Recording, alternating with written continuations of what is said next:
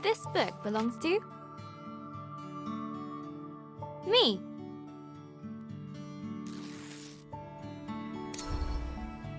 Hello, Journal. Is it okay if I call you that? It's a bit formal, I know, but we've only just met. Let me introduce myself.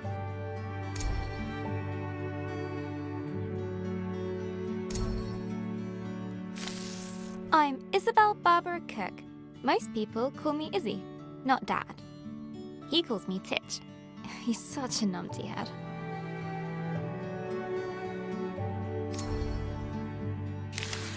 My little brother Ben calls me Isbo.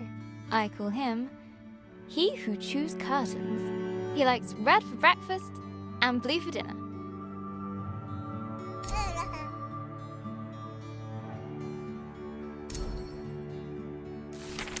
And then there's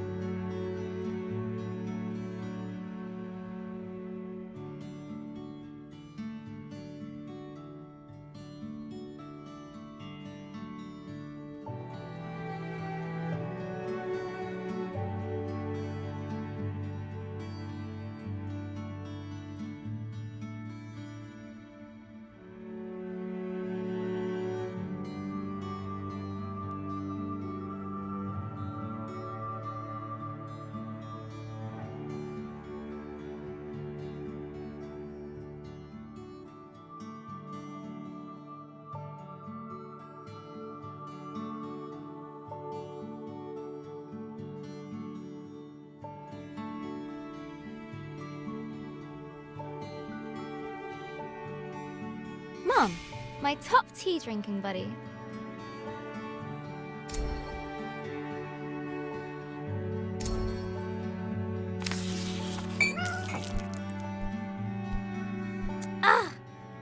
I go get my tea, and this is Pinky. I think she's jealous of you, Journal.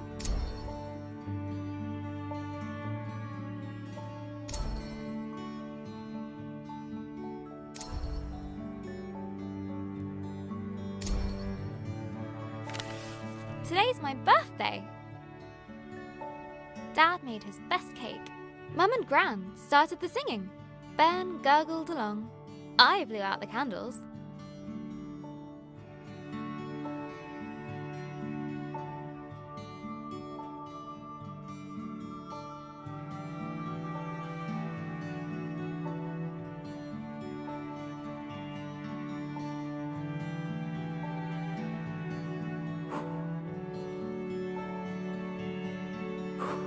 And made a wish.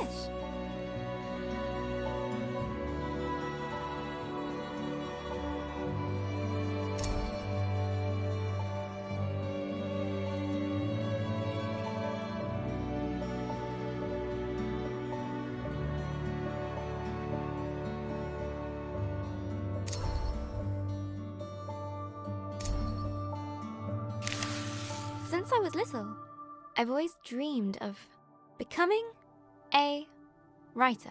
This is where you come in, journal.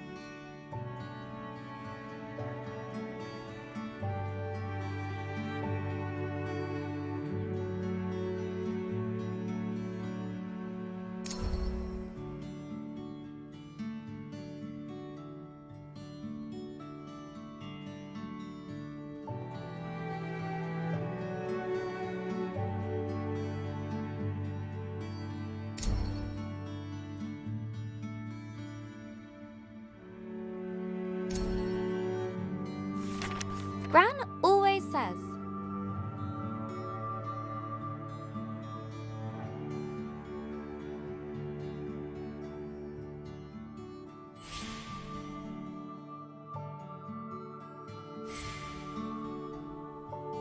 a writer writes. No one ever got anything just by wanting it.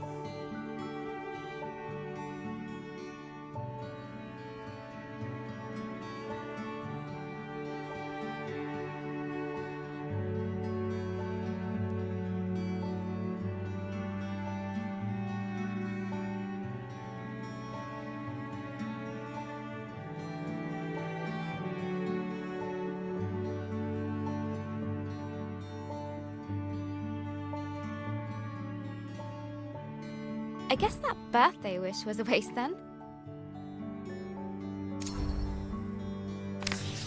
Gran said writing is about exploring your thoughts.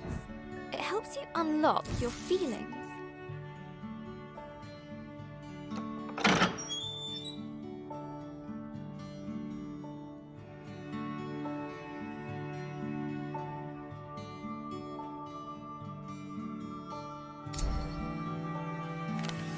I'd like to write something that will make Gran smile.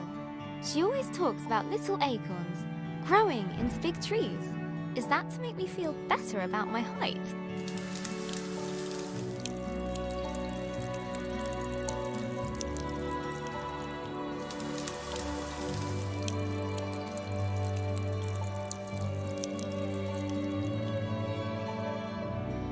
Or about my writing?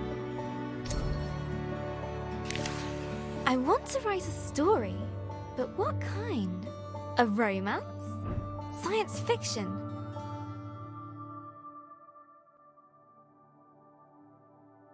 A comedy?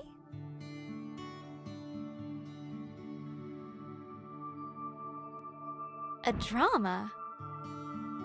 Fairy tales? Wait, we're getting somewhere. A fantasy story.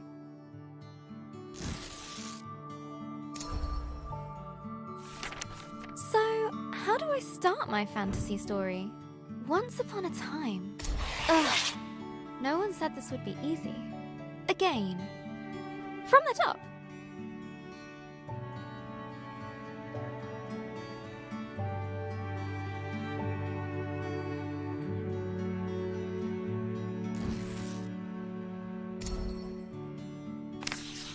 Not so far away, in the land of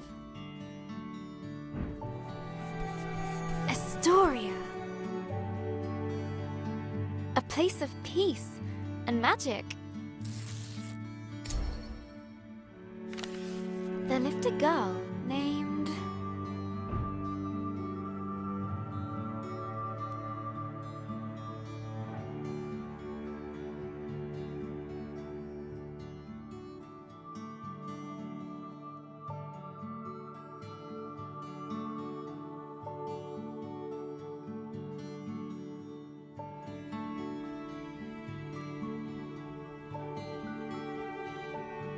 Grace.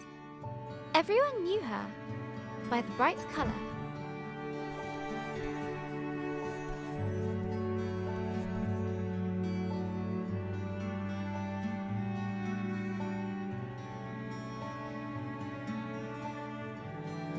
Of her purple dress, she was ready to begin her adventure.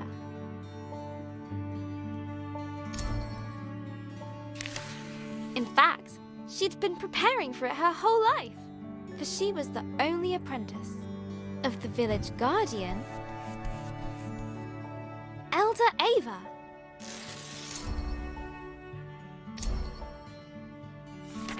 Everyone was very fond of Grace. Her heart was full of curiosity and compassion. The villagers agreed that no one was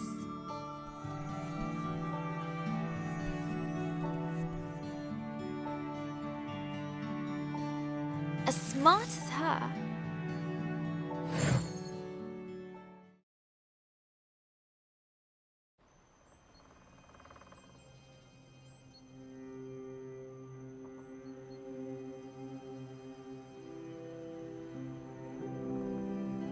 Not too far away, in the land of Astoria,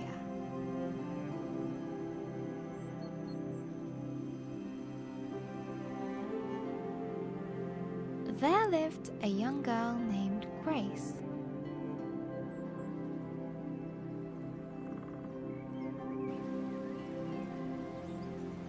She was smart and loved to study and learn new things.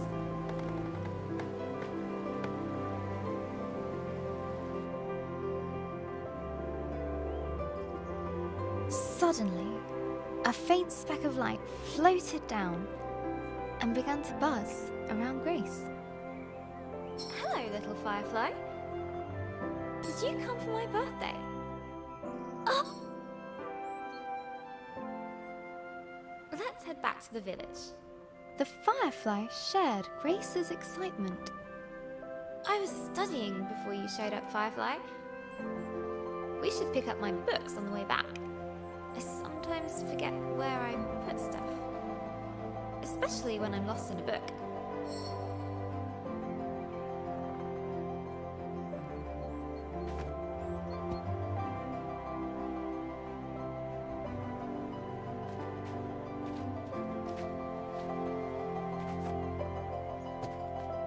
This book was about a pirate queen. Such an exciting life. This one's about ancient lands. Maybe we'll go there, Firefly.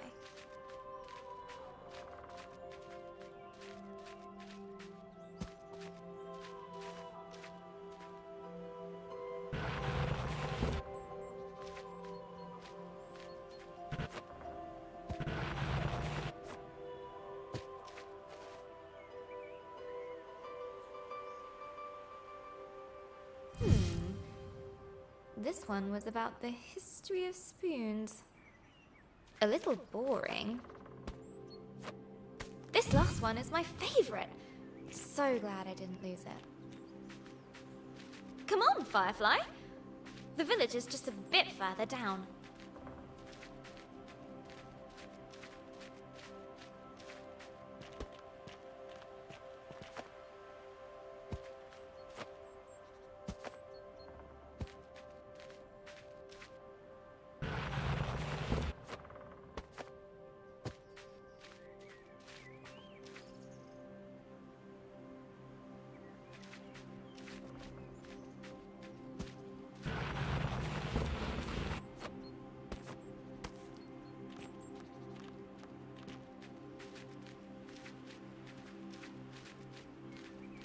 Wahoo! I love doing that. The bridge was an old, creaky affair. Careful, Grace. Careful. Grace imagined shark fins circling below. Phew! We made it, Firefly. And... down!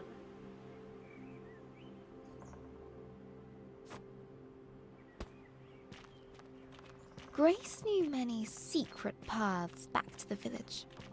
Like this one!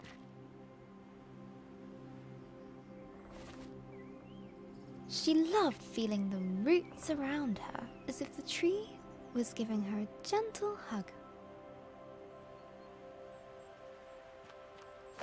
Nearly there, Firefly. Just one more little slide. Here we go! Woohoo!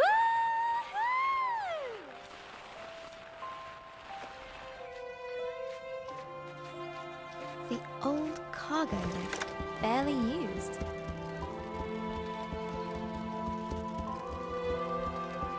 Her own secret entrance to the village above. Grace couldn't wait to learn more about fireflies. She'd get herself a book about her village's history. Look, Firefly.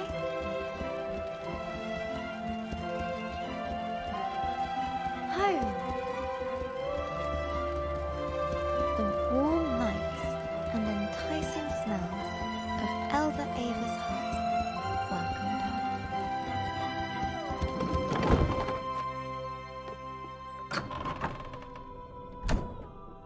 Elder Ava!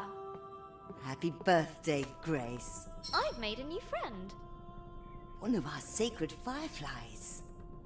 This is a very special thing indeed. Does this mean...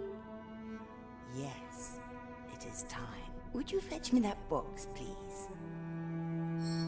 Ava was sure that Grace would rise to the occasion.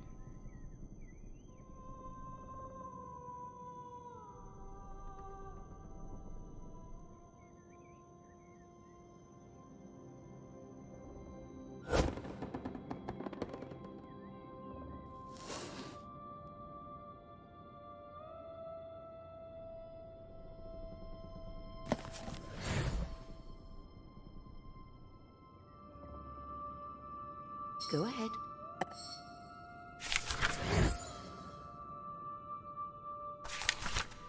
This will store all the magic words you find. They will help you overcome any obstacle. Now, your training is complete. Congratulations, new Guardian of the Fireflies. Guardian? But that's you. Guardian in retirement now. You should head to the shrine tree for the other Firefly's blessing. I'll join you shortly, dear.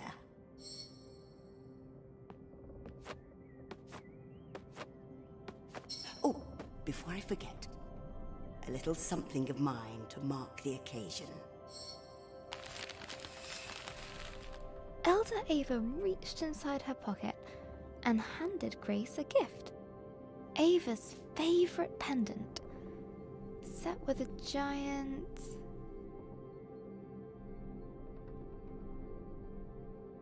sapphire. Now, off you go.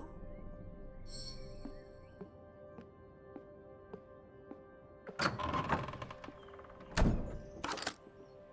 so proud of you, Grace.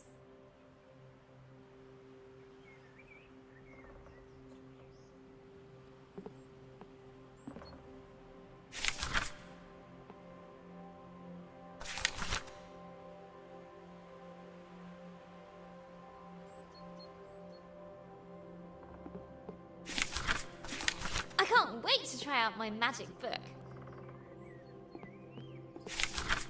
And all at once, Grace was surrounded by the hustle and bustle of village life.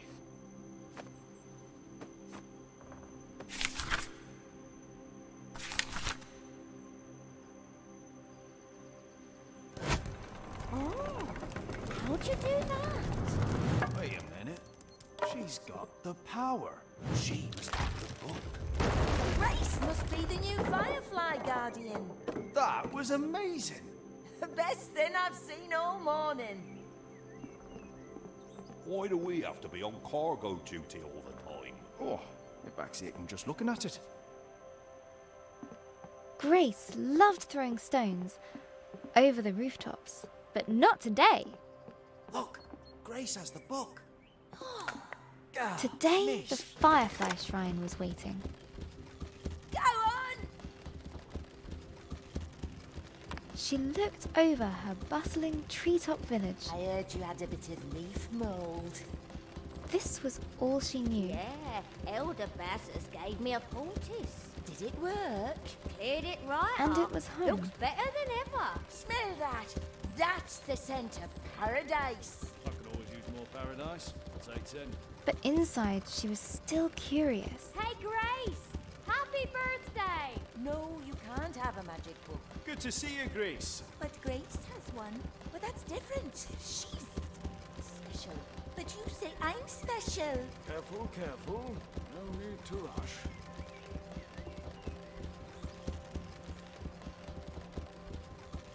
About the world that lay beyond.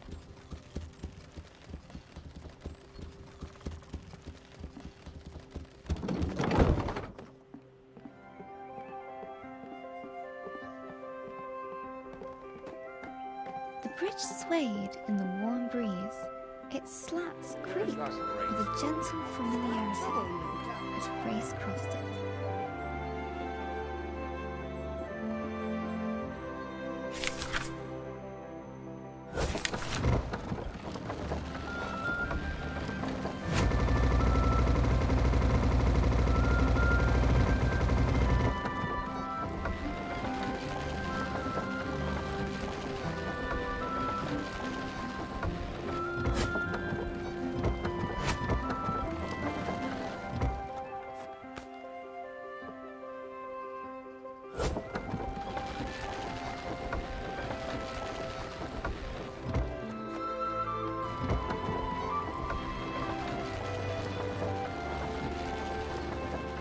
Seen that book for a while, Grace. You off to see the fireflies? Let me get the gate.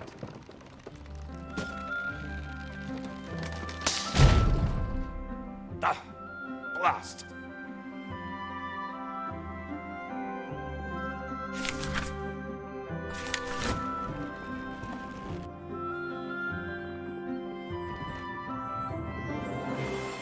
Grace couldn't wait to see the fireflies. Soon they'd bless her as new village guardian. What's being guardian going to be like, Firefly? I hope it's adventurous.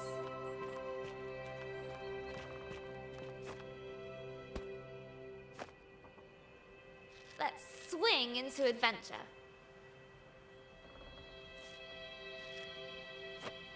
Perfect.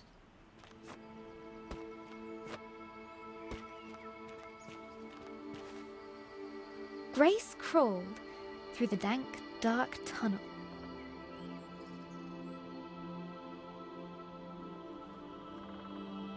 It didn't feel like being hugged at all.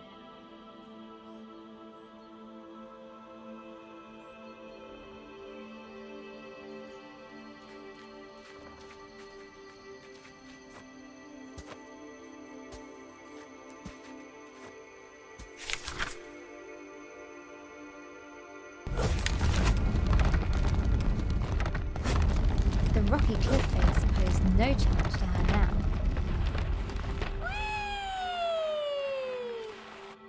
The sacred bell to announce her arrival.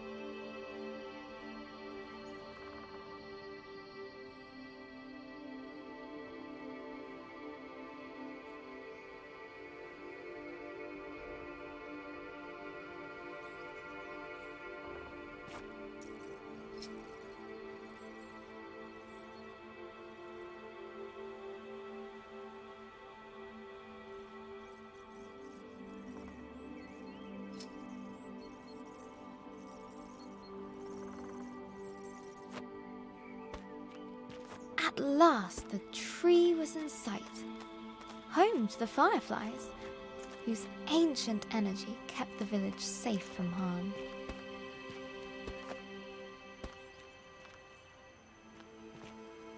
Go on. Show them what you can do. Use your word magic to get to the fireflies. That's it! They're accepting their new guardian. At last, I can get a lion. Glowing light surrounded her, a timeless energy that birthed stars and forged suns.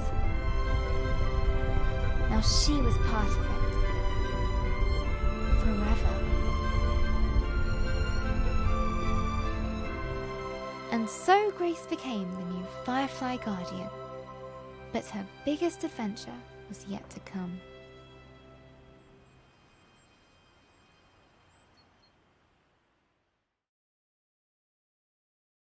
Hello, Journal. This time of the year, it gets dark so early.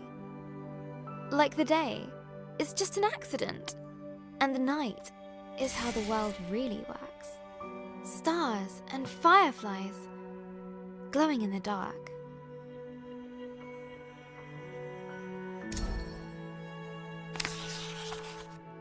I've never actually seen a firefly. Do you think that matters, Journal?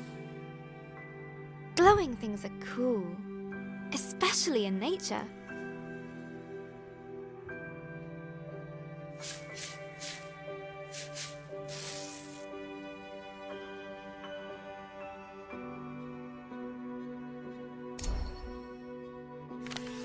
On holiday in Wales, Gran and I would go to the beach and look up at the stars. But one night, we looked down instead. The stars were shining in the water. It was like the sky got flipped upside down. We took off our shoes and socks and waded into the water. As we walked over the pebbles,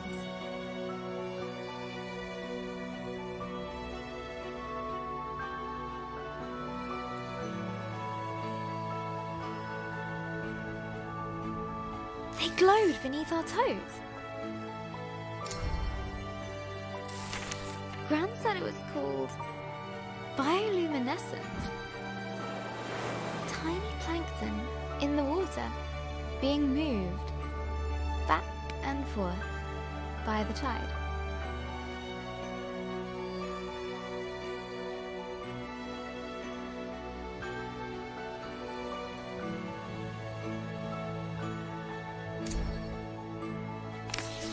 I knew it was just little creatures, but it felt like magic.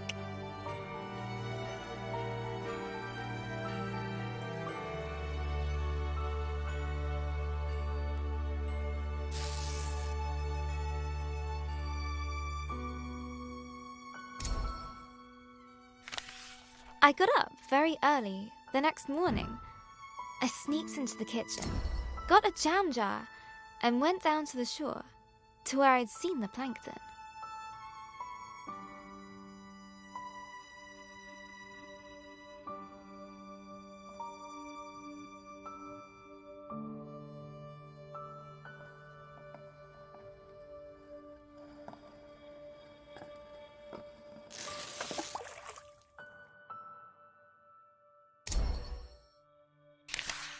That evening, I was so excited.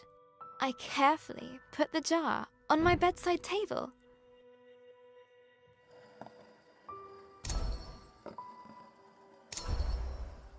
And waited for the night. But it didn't glow.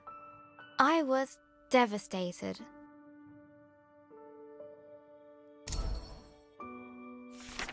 I showed Gran the jar. She laughed. Gran always says,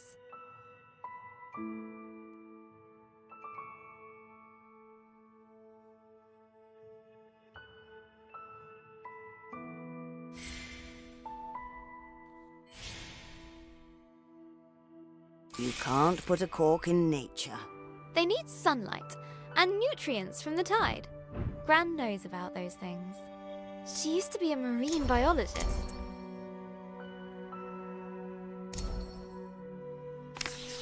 Gran bought some special algae that would grow at home. We spent the whole day planning it.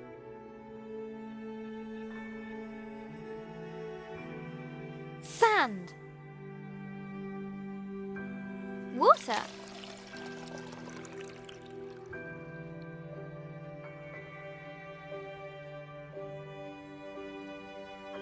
Corals. Glass stones. Pebbles. A house.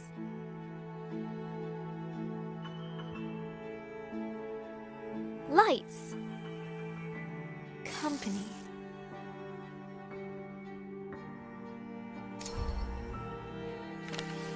We took pictures for Gran's photo album, for our future selves to remember.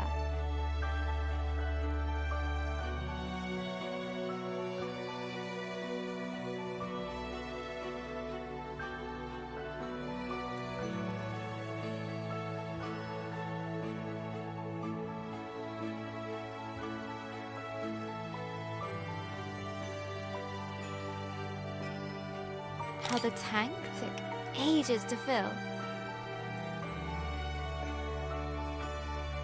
How we took turns stirring the algae in. How happy we were when we had it all set. Just needs time to develop, said Gran.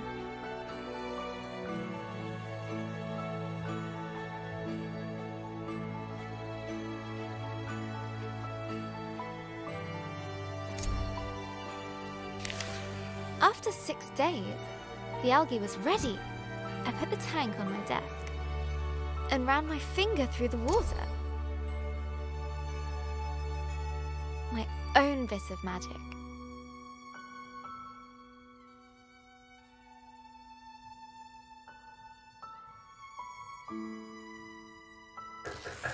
Izzy?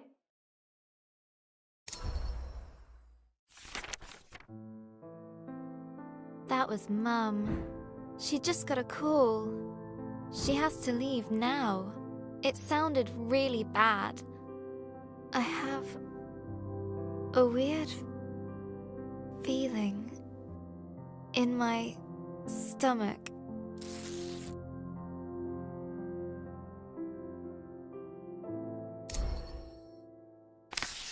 Something I don't know how to deal with. We just heard that Gran has had a stroke. I don't want to believe it. I can't lose her.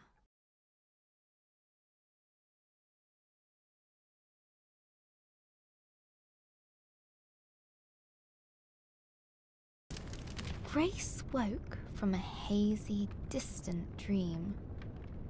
Something unnatural had stirred her from slumber.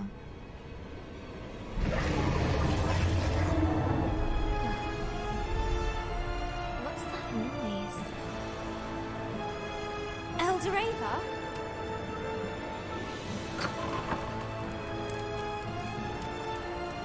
Grace! A giant creature is attacking our village. There must be something wrong. Get to the tree at once. Hurry!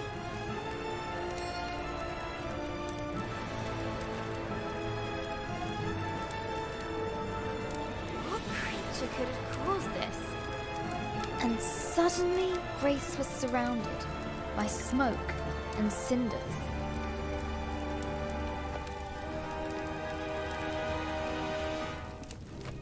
As she hurried past the crackling rooftops, her concern grew. Hey, Grace, you gotta hide.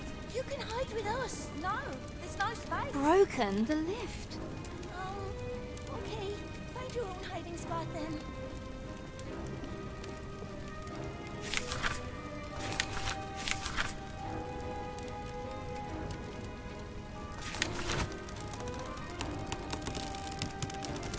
She looked at her burning treetop village. This was all she knew.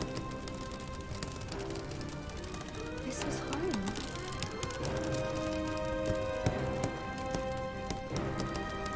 She needed to get to the fireflies.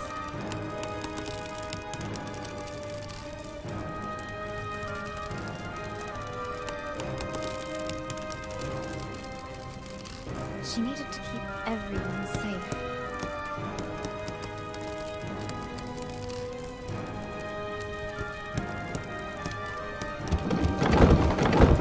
Please, Grace, help me out. I'm trapped into this thing. No, no, no! I need to get to the firefly tree. The bridge was beyond repair.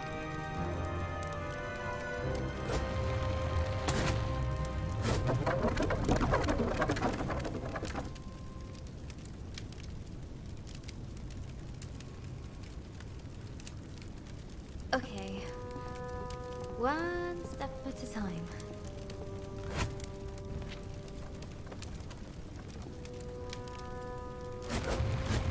The bridge was beyond repair. One step at a time.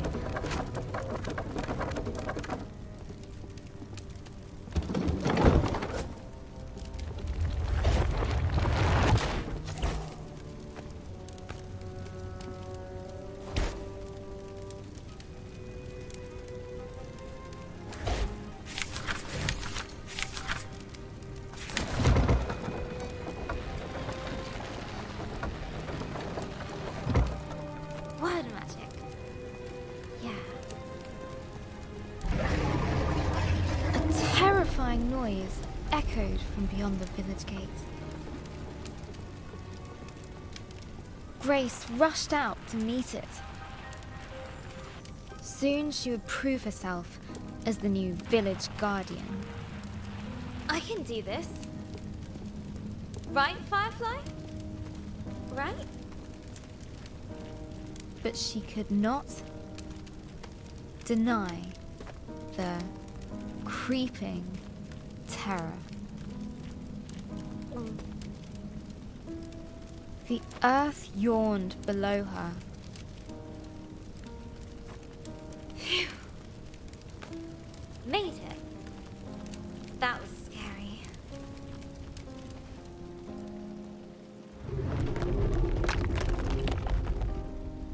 This tree did not comfort her.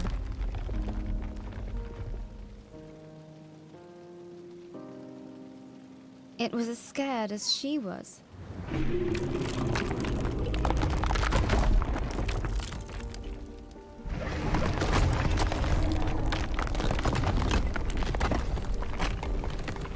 With nobody around to extinguish them, fires burned out of control.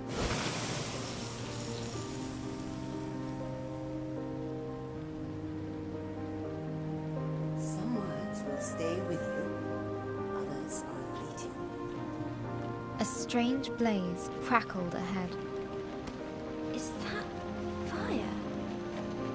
I've never seen a flame like that before.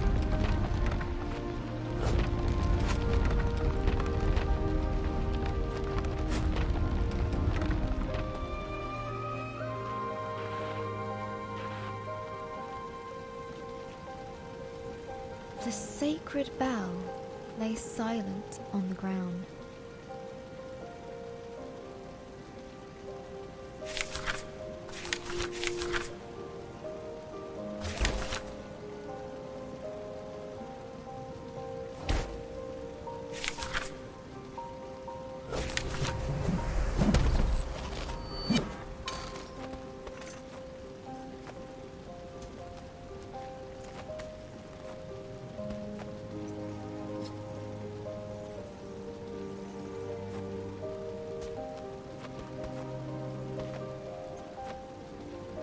Nearly there.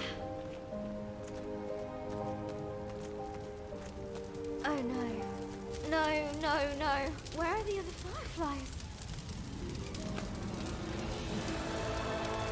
Fireflies? Please be here. Please be here. Soon, the dreadful realization dawned on Grace. The fireflies were gone.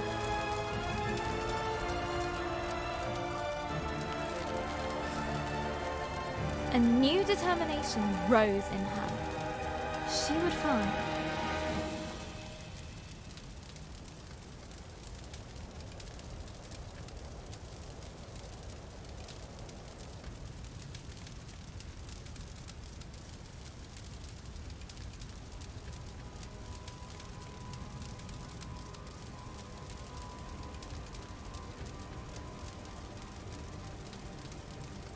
knowledge. Eldoreva! Something took the fireflies. I know. Our people will fall sick without them. There has to be a reason why this happened. I'll find out.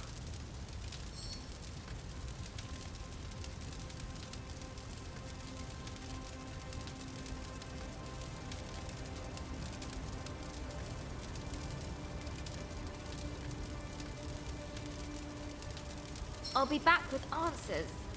I promise. Go, and may the love of this village guide you. Always.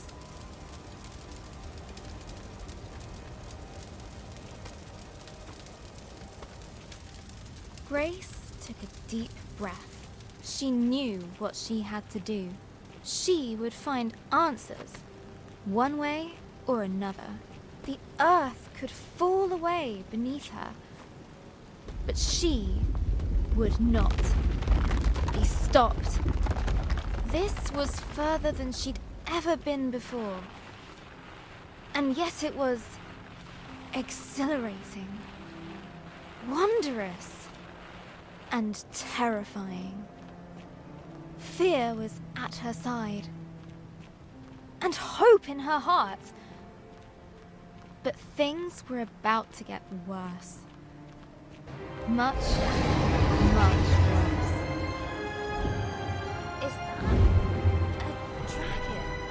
It's big. But Grace would not slow down.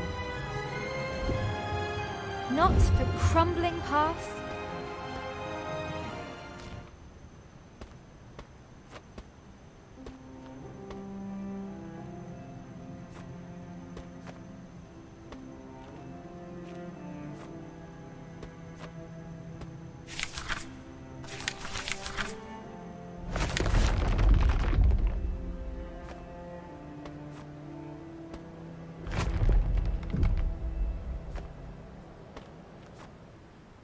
Not for giant monsters.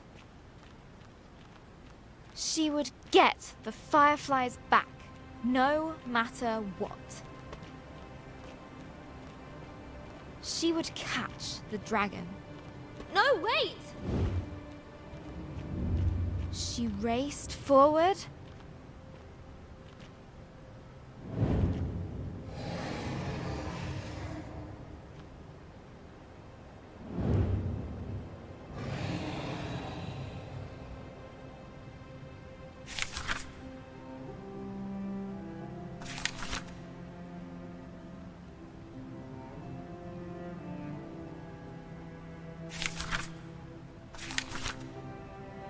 And leapt.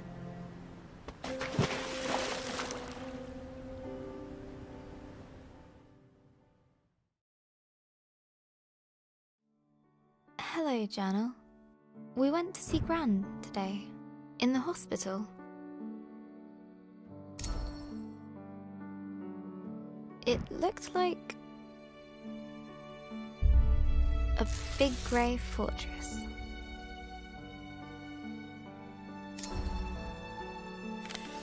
It took us a while to find the right room. Dad let me open the door.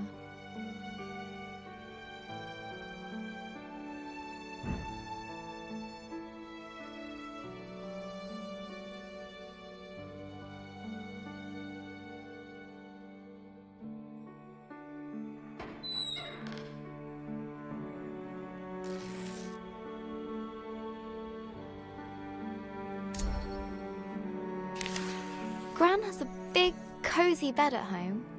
Nothing like the hospital one she was in. Lying in there, she looked so small.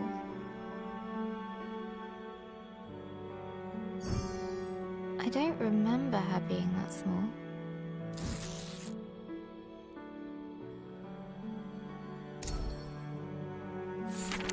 Gran's eyes were open, but she struggled to.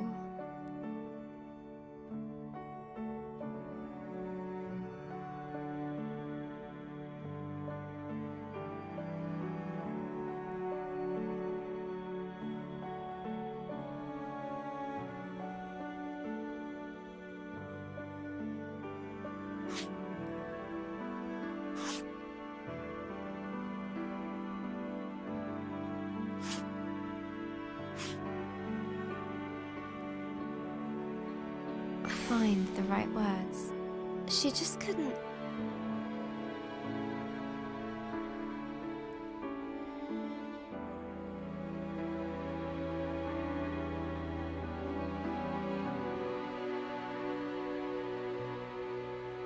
Speak properly. The doctor said it was called dysphasia. It was caused by the stroke.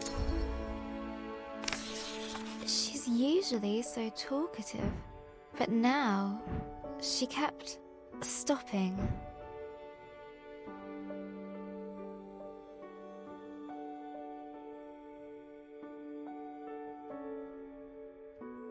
Mid-sentence, as if all the words she could find were just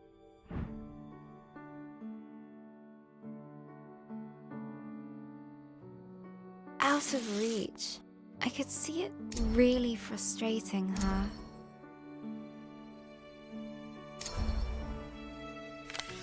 And then Gran started coughing. They put an oxygen mask on her.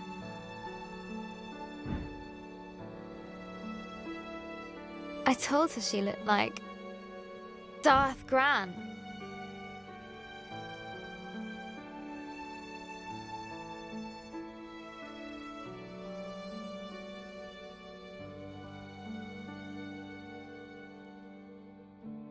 She smiled at that.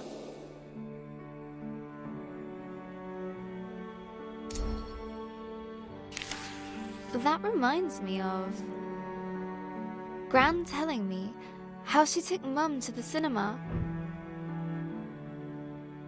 A long time ago, when Mum was my age. A Gran story. Gran and Mum went to see my favourite movie. Mum fell asleep, but Gran fell in love with it. When I was little, Gran would show it to me on a battered video cassette. Gran would laugh at the robots and get a funny smile whenever the scruffy-looking smuggler showed up. We'd watch it until we could quote all the best lines. We laughed a lot. Once she gets out, we're gonna watch them all over again. And when the next movie arrives, Gran and I are going to go to the cinema. Together.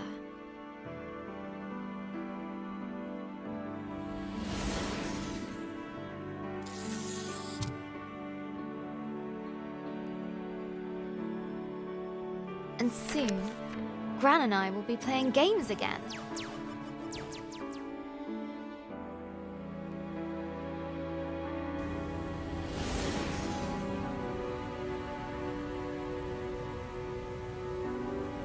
I can't wait! This time, I'll beat all her high scores. For sure.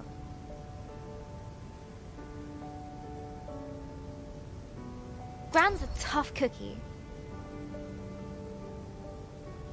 In video games and everywhere else.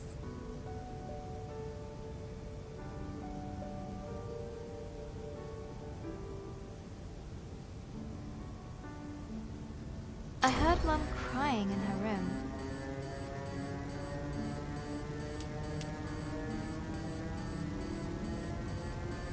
I've never seen her cry before. She looked so sad. I didn't know what to do. So I made her a cup of tea.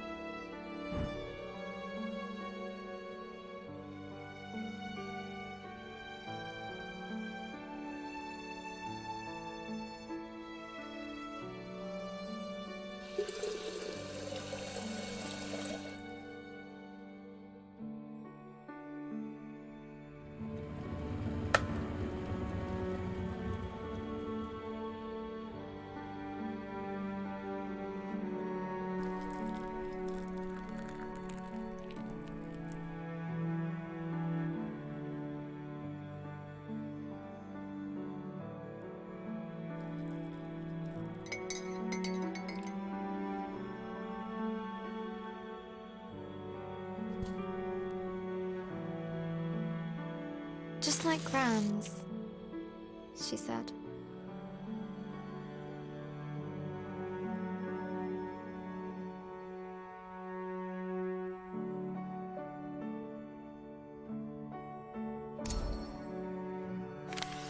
Mum said Gran was getting tired. I said she's getting better.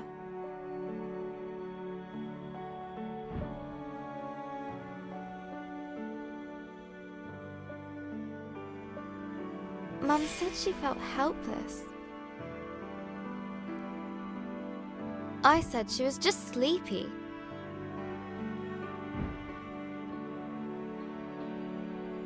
Mum said Gran's going to... I said she's going to be fine.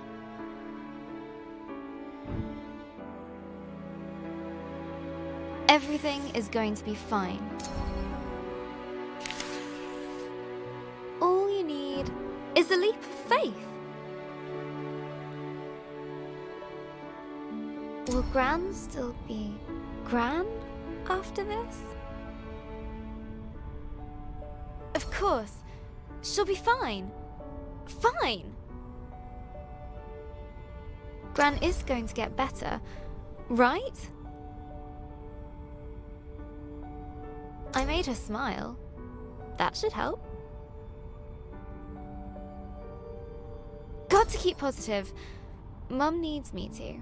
I'll show Gran my story. Mum as well. They'll enjoy reading it. I hope it helps.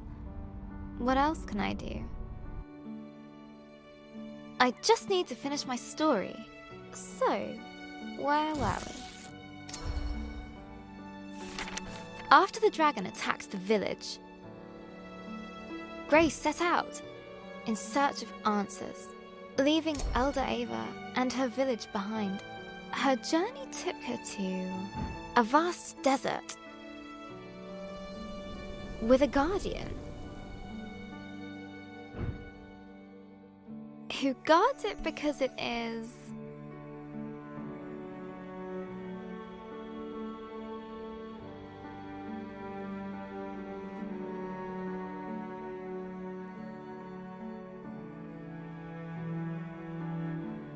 his home.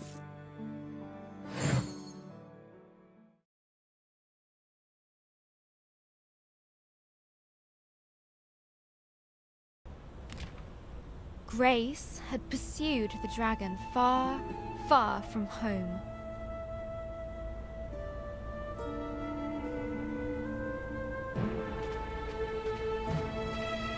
The desert spread out before her. Dunes rising and falling like a sea of gold. Timeless and bewildering. A glow in the sand. I'll get you safely home, my little friend. Another firefly escaped from the dragon's grasp.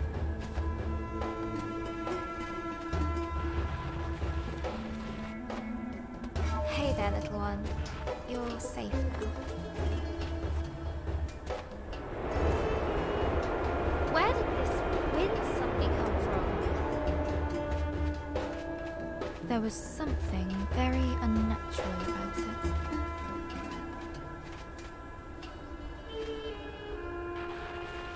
Woohoo!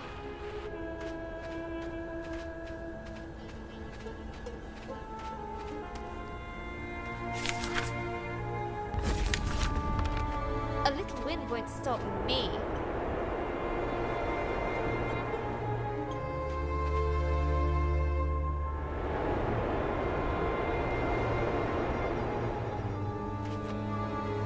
Can't close mouth. Hold on, fireflies. Hold on.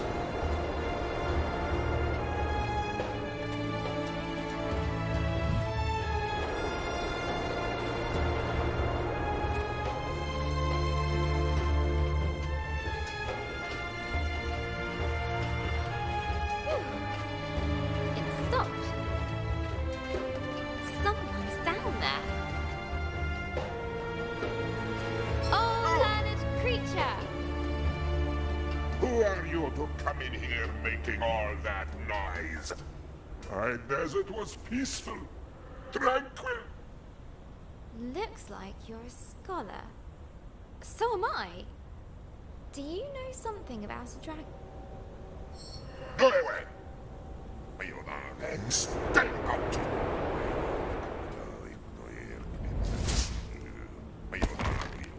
But Grace's will would not break that easily.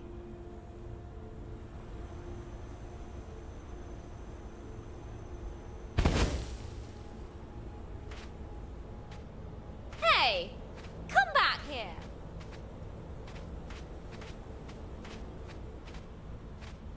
I really need your help. I said go.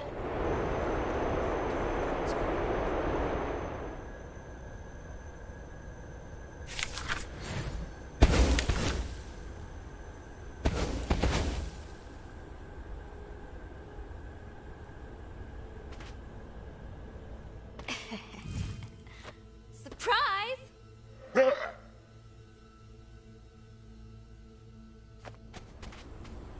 Really? Who does that big bag of wind think he is?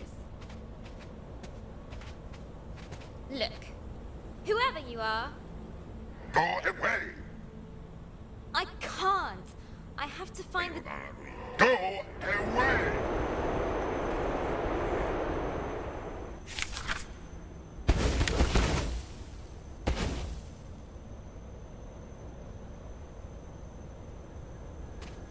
Okay. See ya.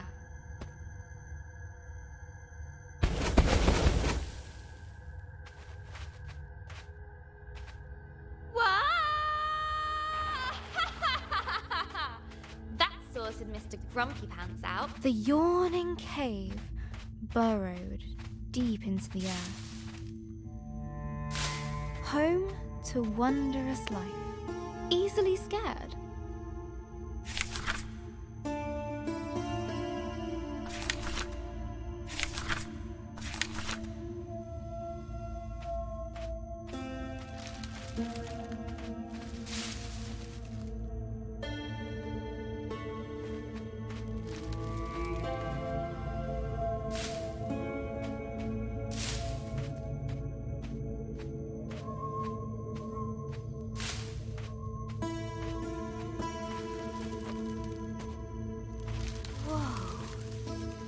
This place is huge.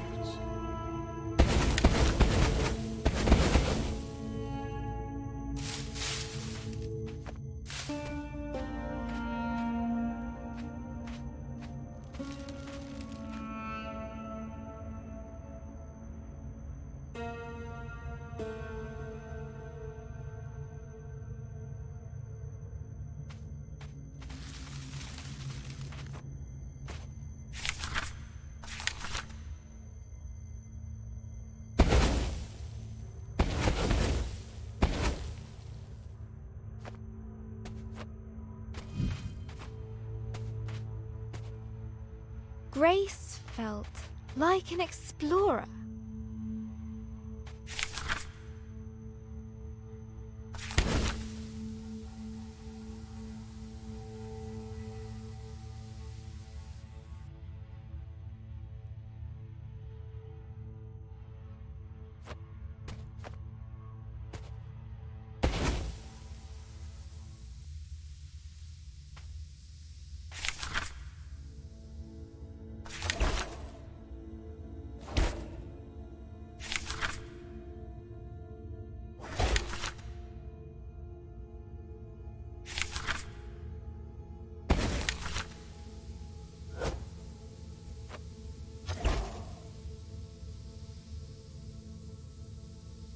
Uncovering the unknown, far below the rolling dunes.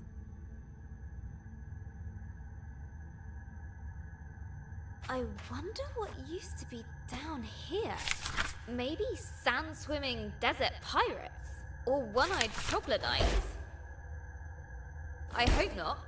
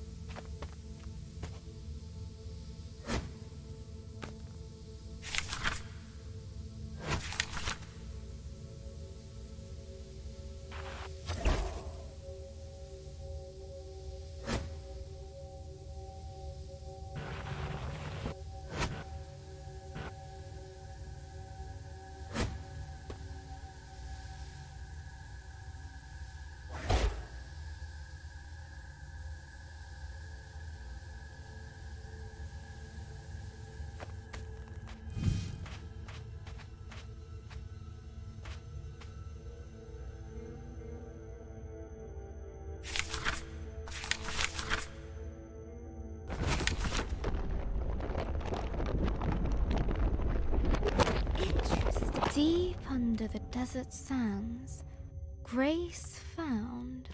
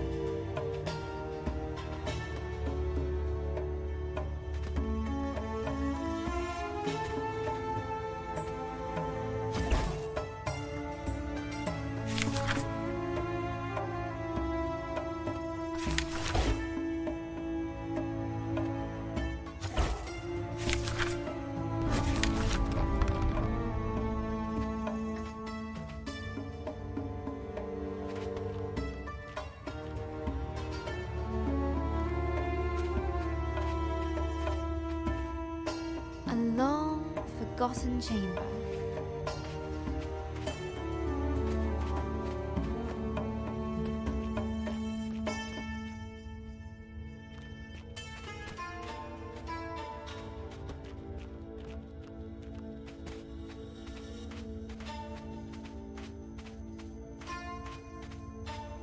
The plant recoiled at the sound of her footsteps.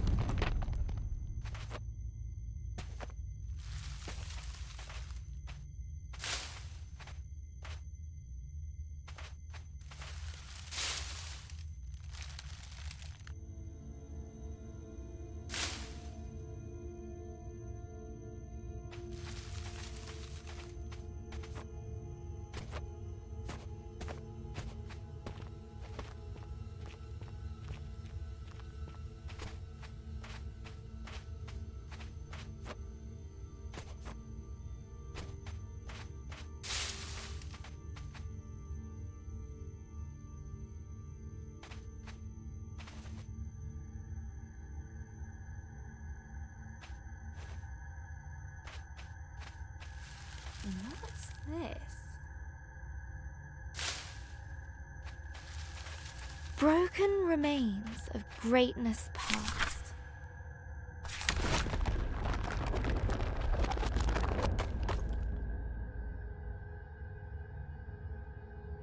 The silence of the ages filled the air.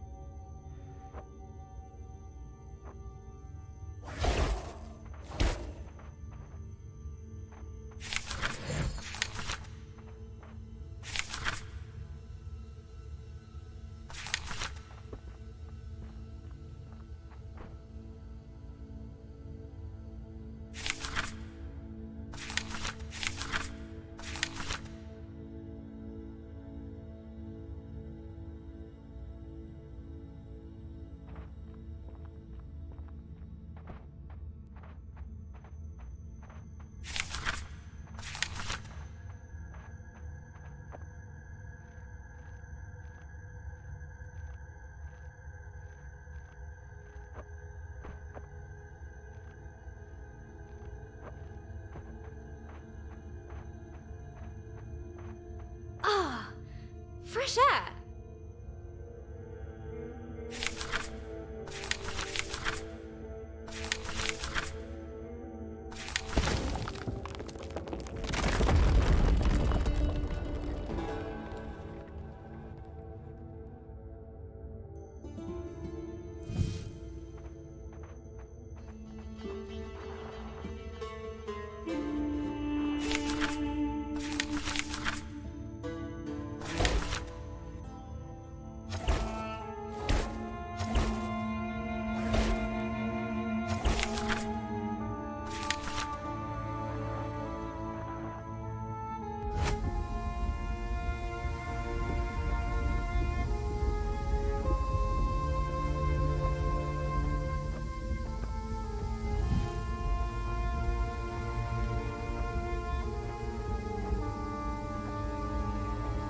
A familiar, foul-tempered voice drifted down to Grace. That is it.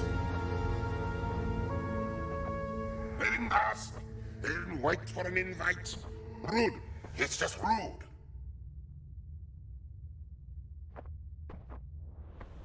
Ah, you. You shall go no further.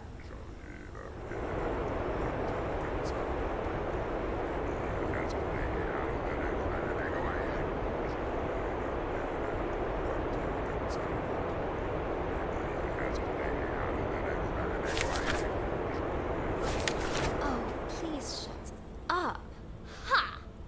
Word magic.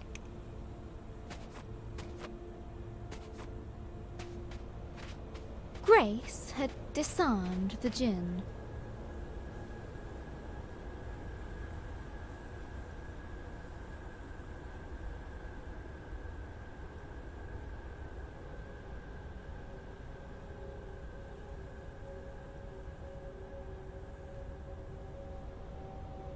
His fury was great.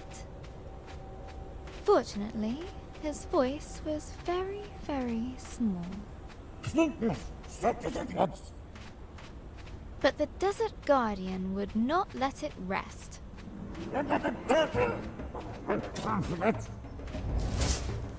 Hey! Stop it!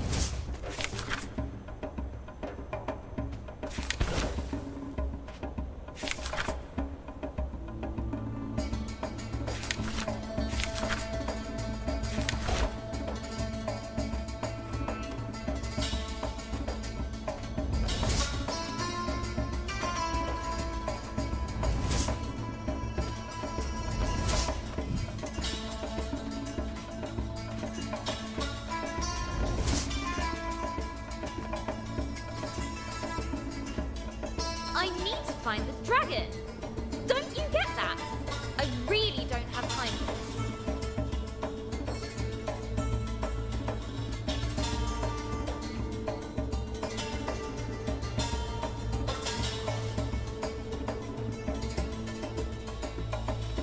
That's it.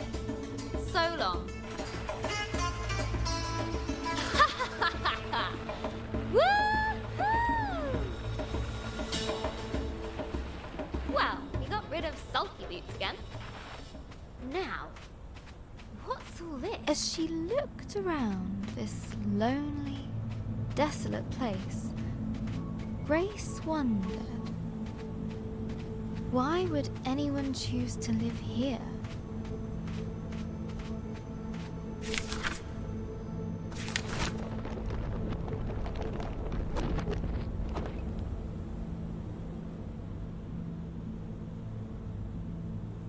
There had been people here, once upon a time. What happened to them? Who were they?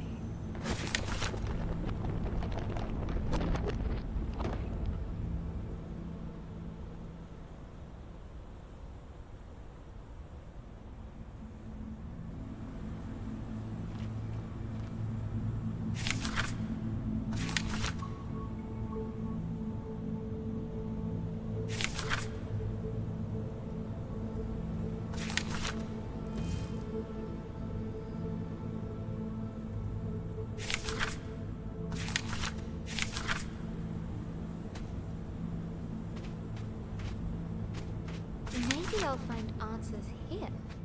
The dome was empty, but for a pool of water.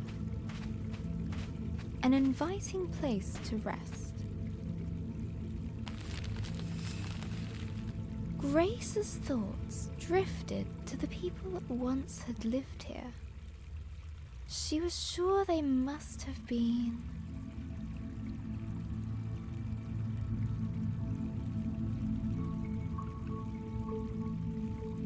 philosophers.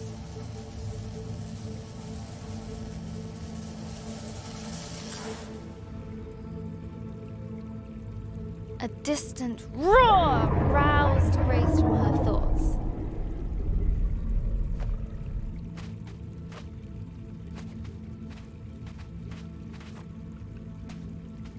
I'll catch you yet, dragon.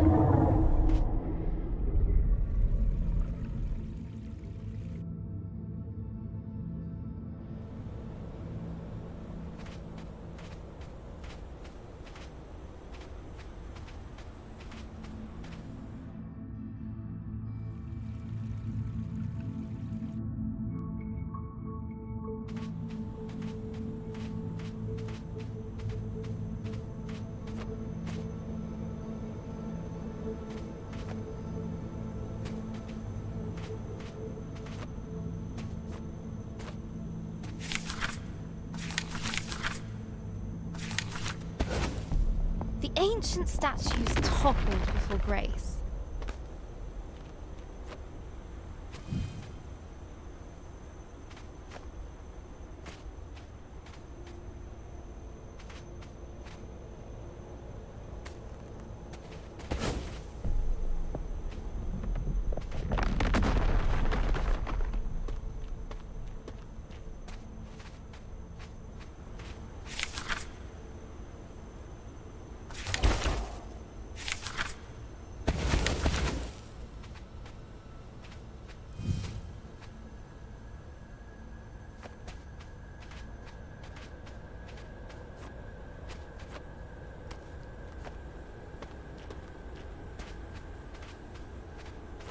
Wise philosophers.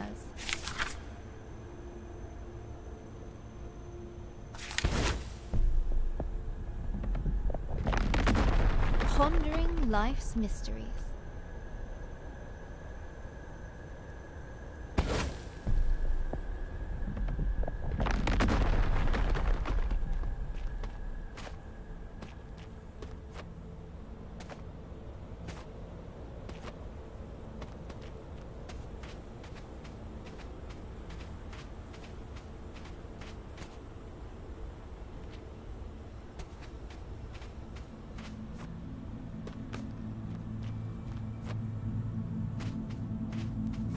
Wise philosophers, pondering life's mysteries.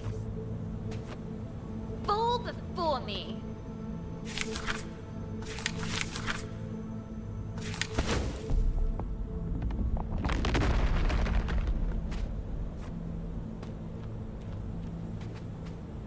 But behind Grace, a grumpy mumbling could be heard.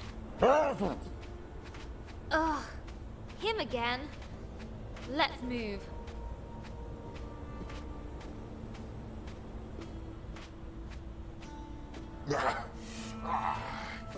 That's better. I do the magic around here.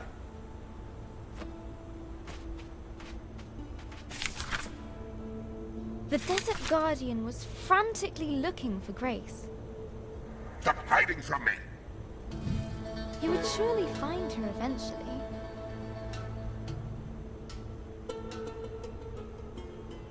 Wouldn't he? Easy.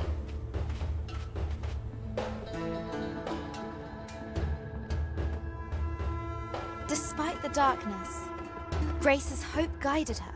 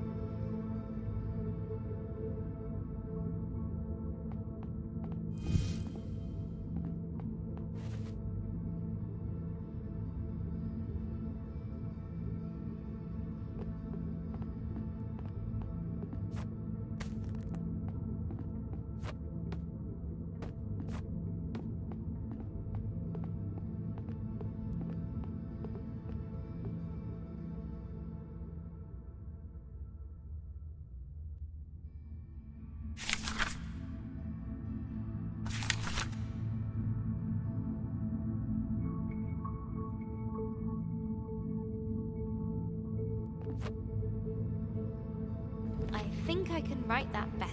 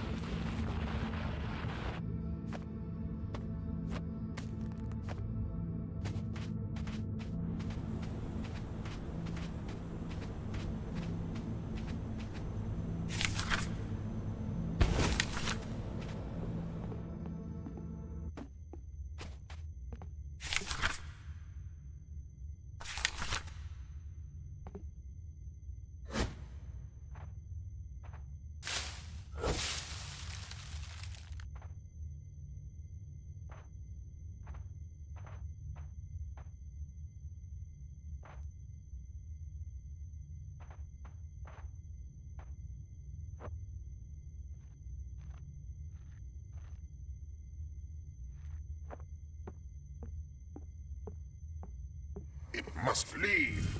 It must. They mustn't know. Well, now I'm curious.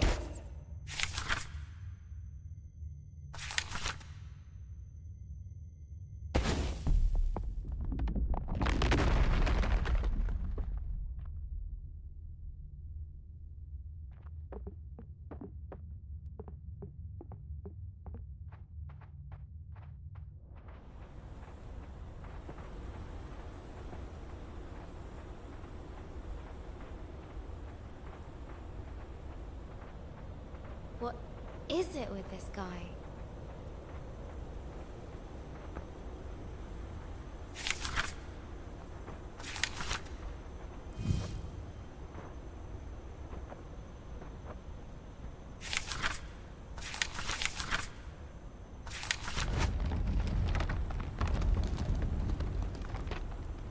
They must see. No. What has you so worked up, old windbag? The past. The past. It stays hidden. It must.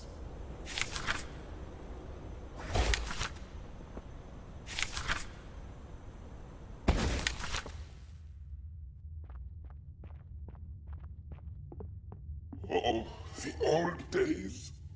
So little left. Best forgotten.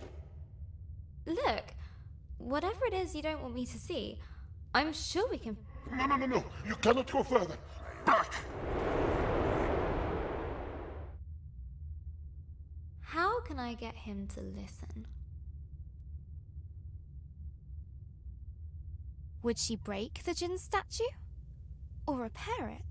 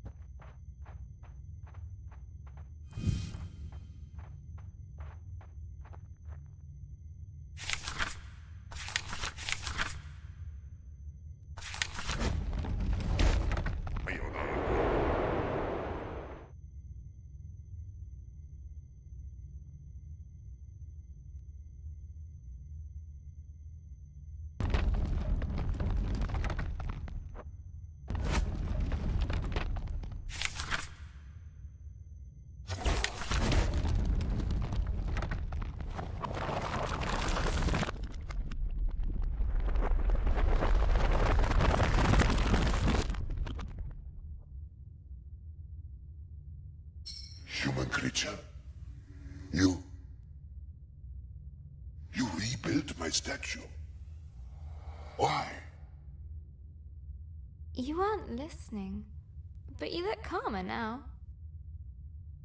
I do not understand. Why show pity to me? I did nothing to aid you. Everyone deserves a second chance. Or a 10th. What's happened here? What did you do? I failed. More than 10 times. Let me show you.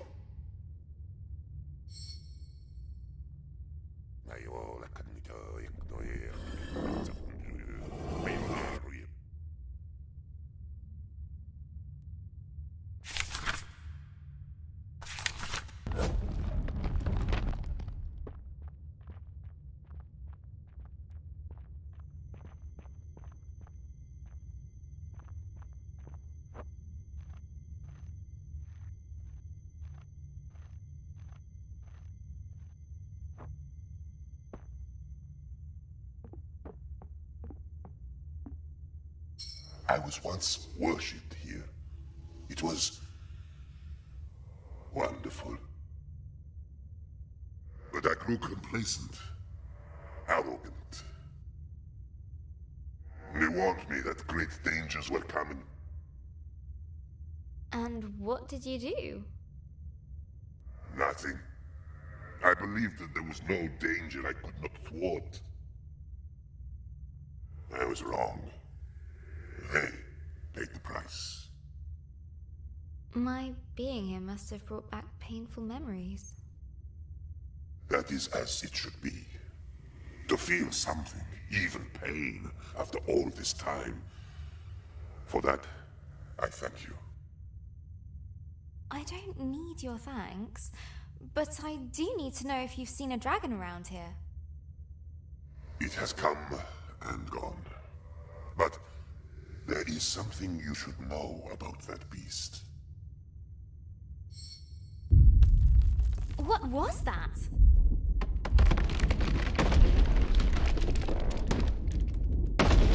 Hold on!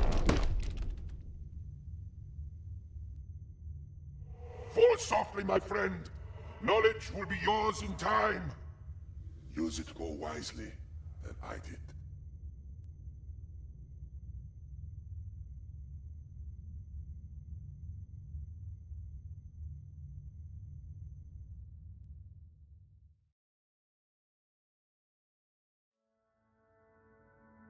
Hello, Journal. Today at school, I got my history essay back. I wrote about Vikings. I love Vikings.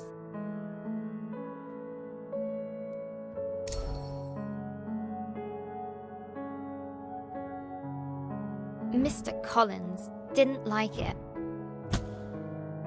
I won't be showing this to Mum.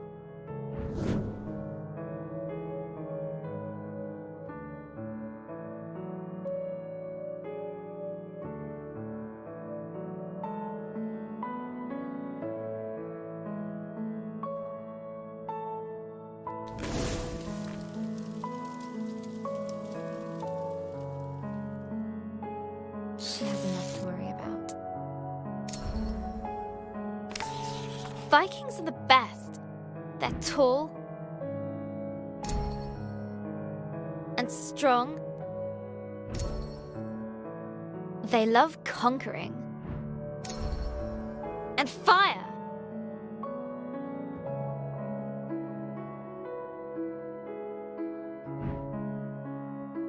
Vikings are basically all kinds of awesome.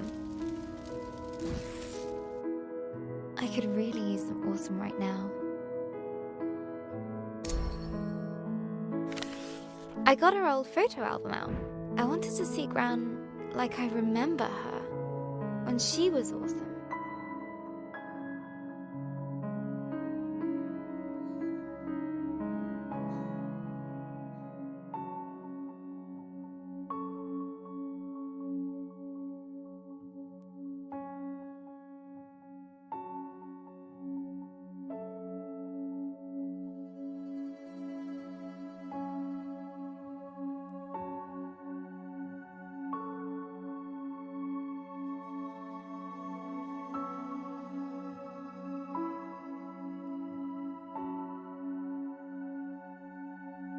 But every time I close my eyes,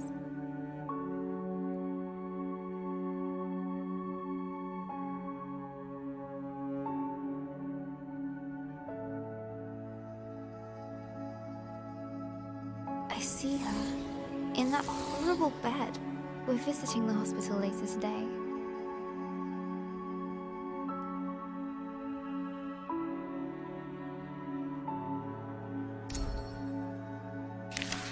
When we arrived, Gran was asleep.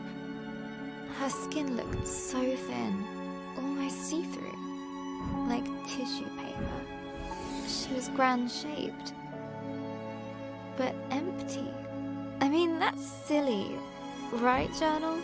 It's just Gran. But somehow it isn't. It's not her!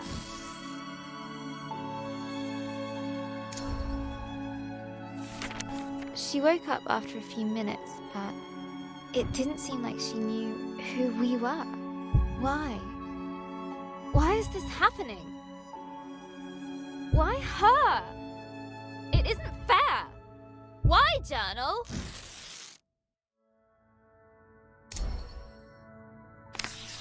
Gran still can't speak properly.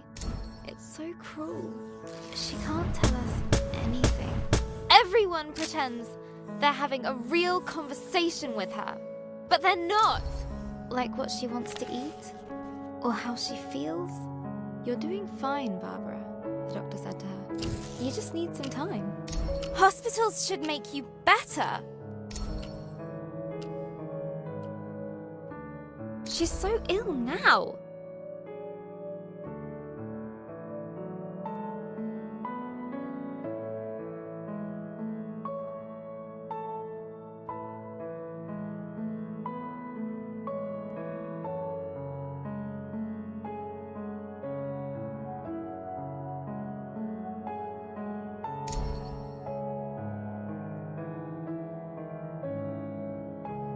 I want her better now.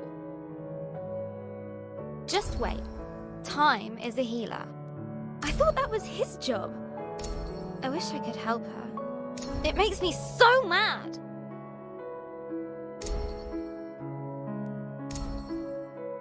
Mel said it was dinner. Mum had ordered Gran soup and a jacket potato.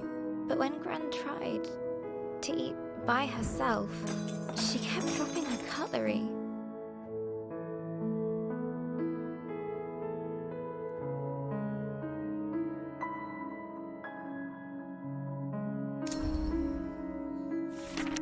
Then I noticed Mum had ordered her mushroom soup. Mushroom! Gran calls them nature's bogies.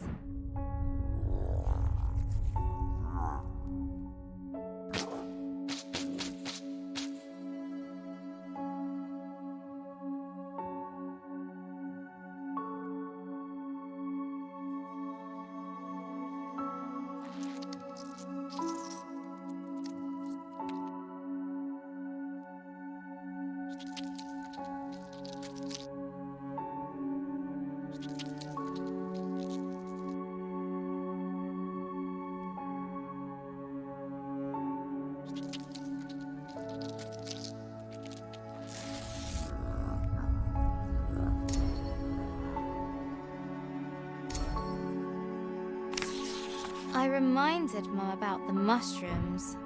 She got that look and banged the spoon against the bowl. There was lip pursing. But looking at Gran, I had to help her.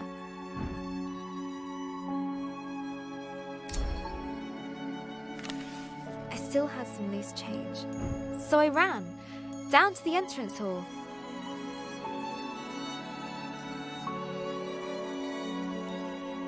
Where I'd seen a vending machine on the way in.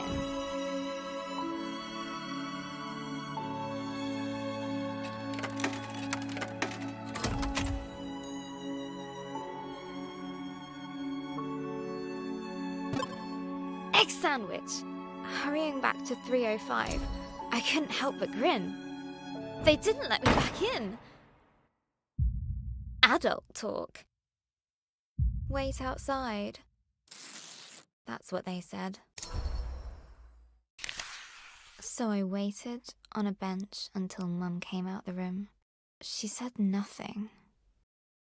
Just took me to the car.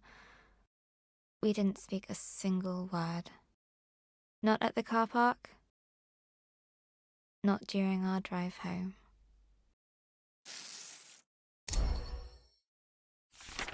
Dad had made pies for tea. I just wasn't hungry. Dad said I needed to eat.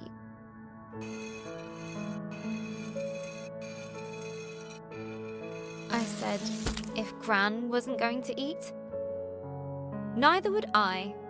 He sent me to my room.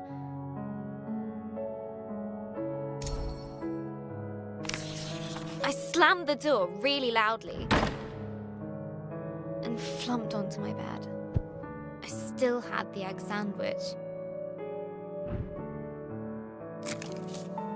It was all mushed up. Everything is all mushed up.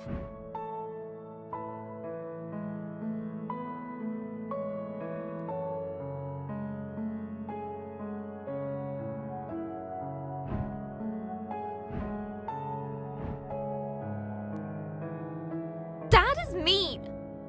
Mum doesn't care. And pie is stupid. Maybe I should just try to write my story.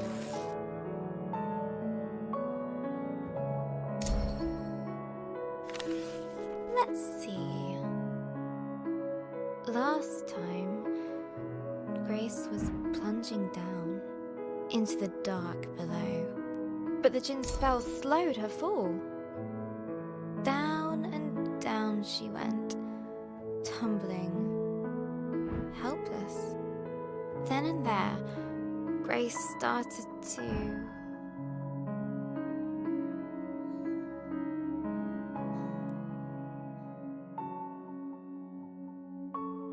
cry. But the darkness didn't care.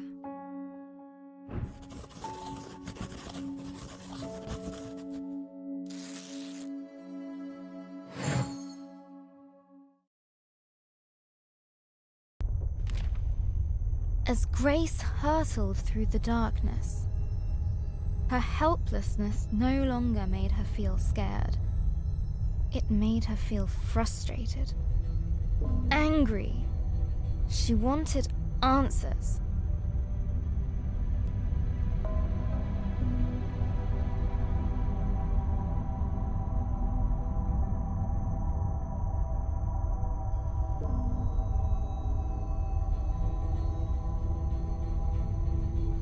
The Djinn's magic gently released her into the unknown. Now where am I?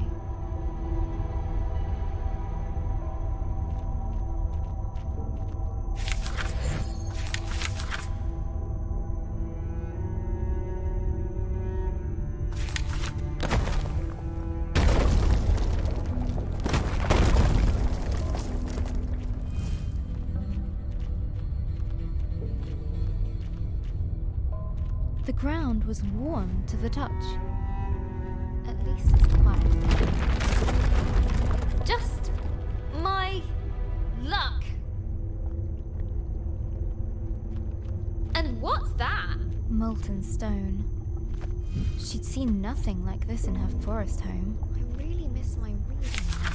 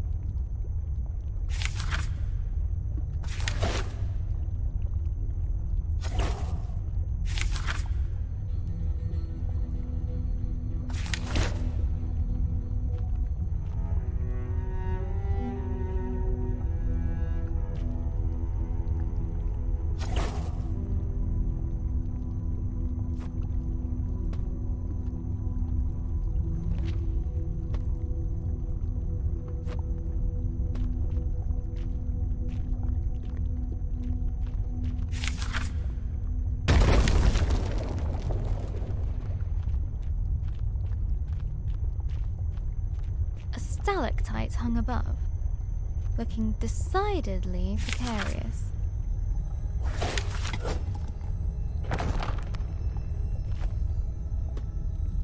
None of this seems welcoming. None at all.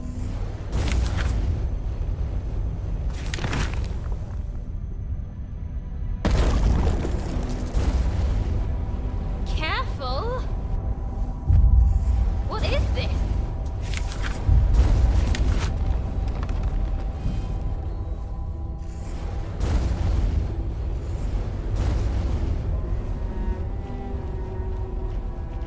Something was unnerving about the pendulous I knew nature it! I of the knew it! I ceiling. knew it!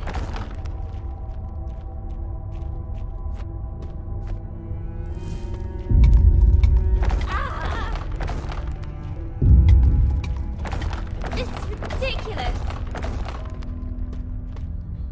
I need to find whatever is causing this and stop it, or I'll be smushed.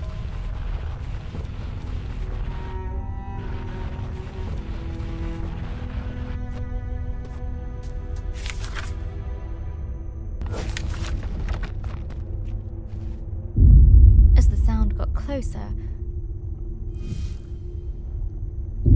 Grace realized she would soon face its maker.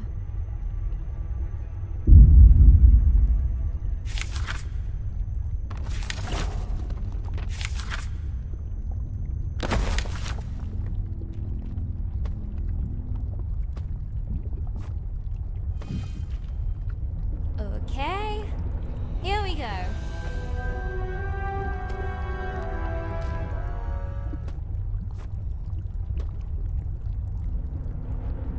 Okay, here we go.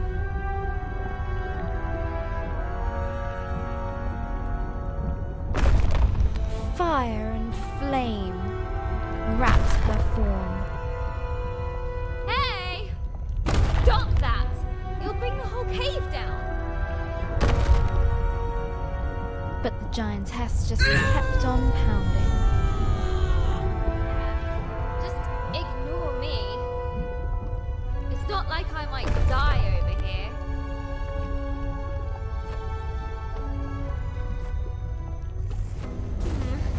At least that noise has stopped.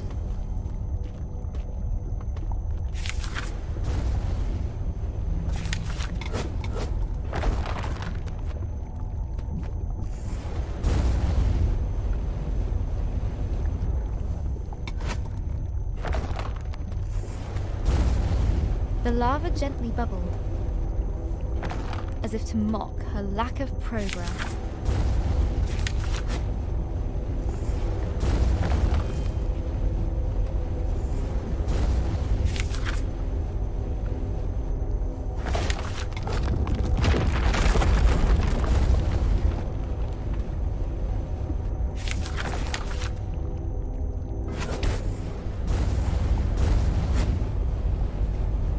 No one will want to read that ending.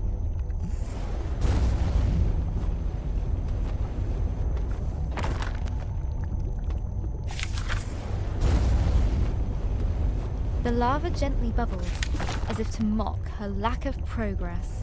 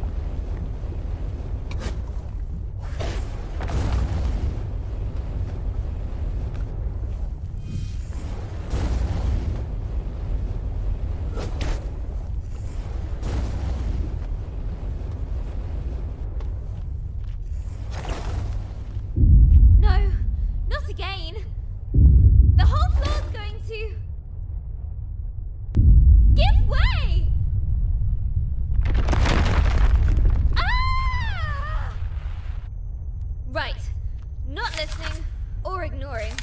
I don't care. I have to stop her.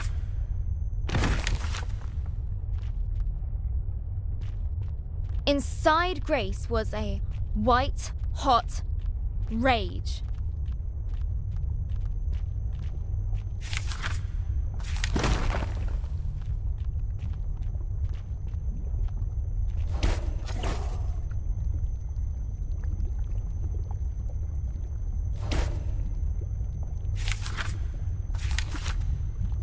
Hey! You!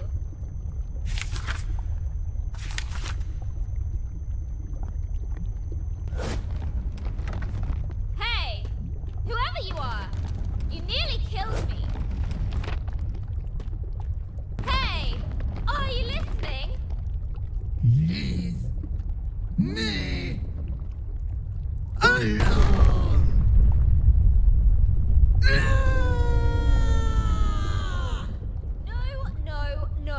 No! That's not fair! What is wrong with you? What's wrong with me?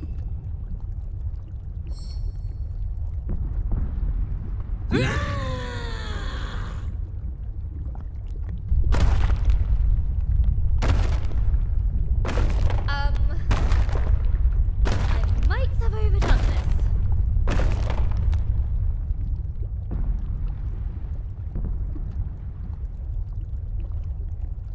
I really need to get out of here.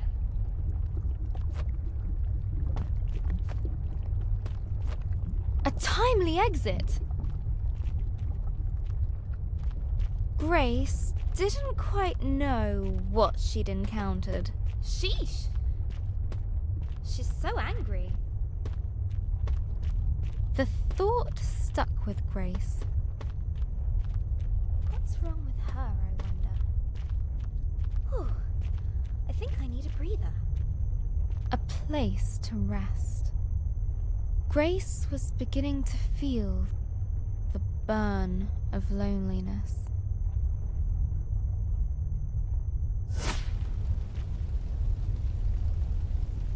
Ah, better.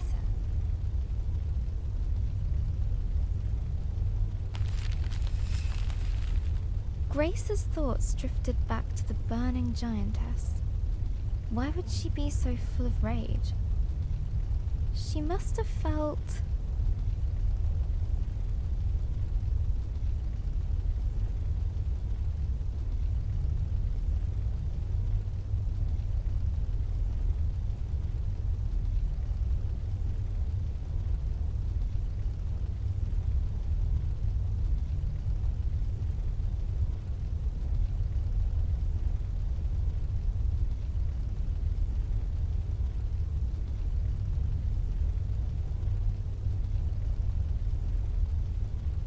alone.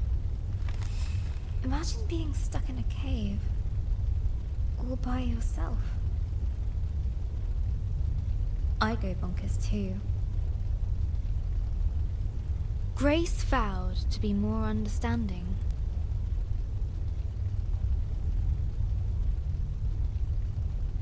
If they met again.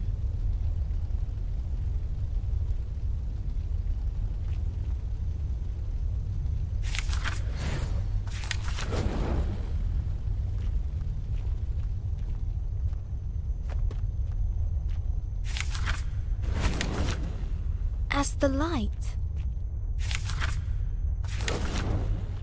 pushed back the darkness, a heaviness lifted from her heart.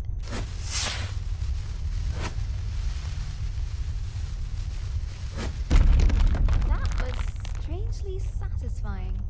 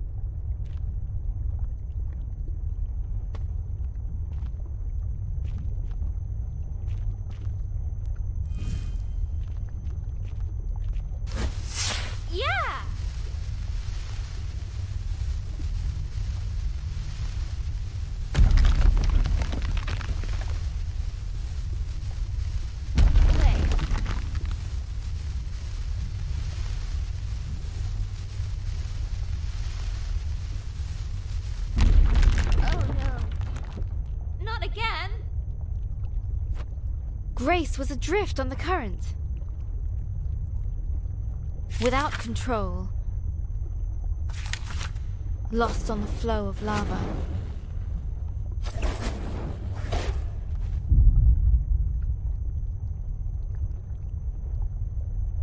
It would take her where it wished.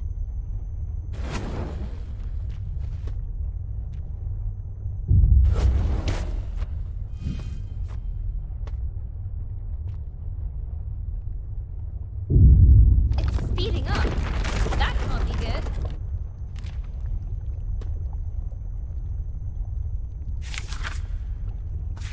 Grace was adrift on the current. Without control. Lost on the flow of lava.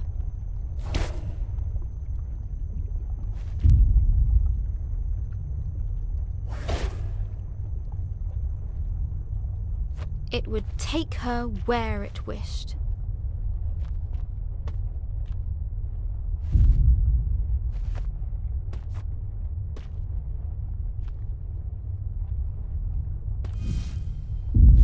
It's speeding up. That can't be good. The burning river went faster. And faster.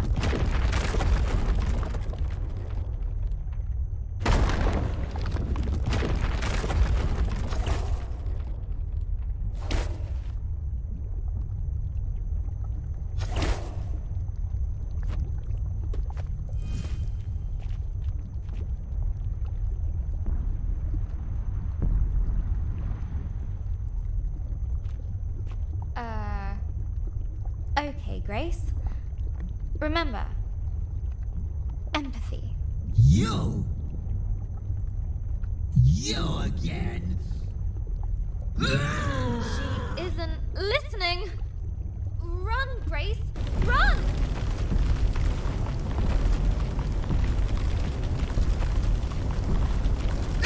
Thundering steps shook the earth.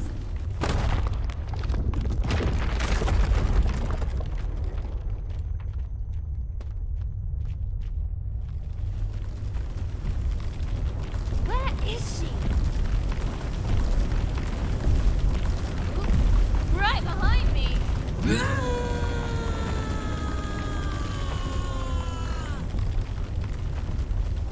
Debris was flying everywhere.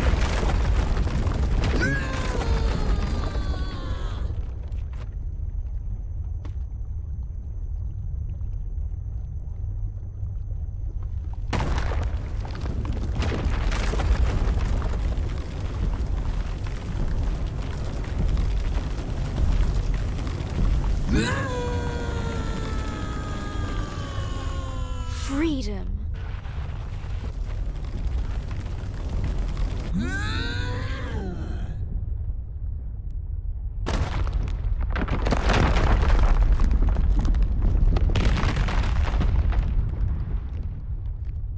Now look what you've done. You look. We're trapped and it's all your fault.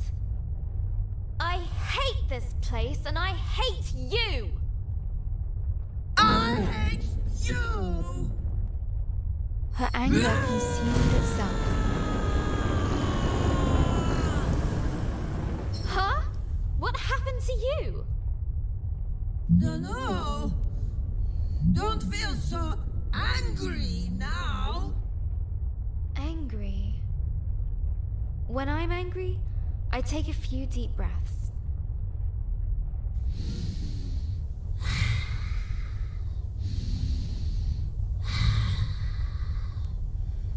Yes.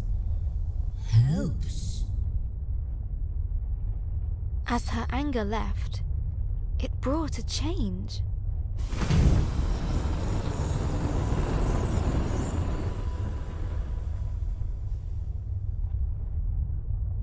You did it again! Lump's anger gone. Lump? Nice to meet you. I'm Grace. Sorry I was so angry. Lump's sorry too. Lump scares Lump when Lump's so big.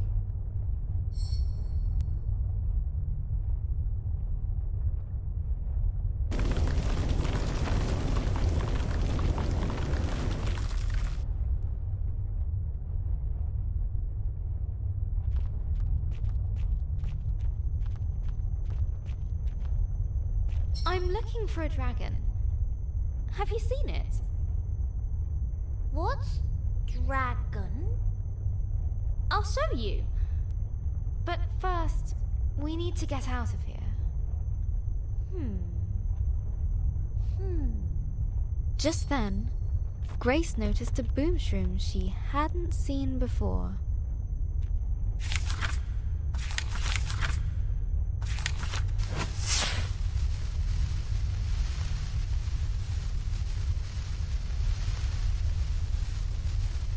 We did it! We're free! Free!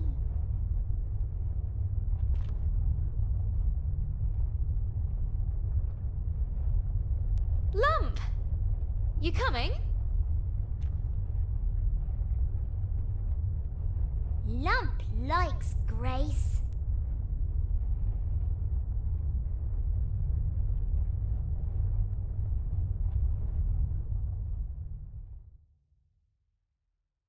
Hello, Journal. Today, Sarah at school told me her granddad had a stroke too. His mouth went lopsided, and he spoke a little funny. Now he mostly sits around, watching the telly.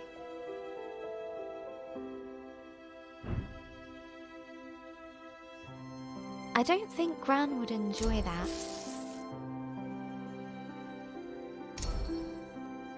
She'd feel like she was giving up. She'd want to keep moving, keep doing things. Gran always says.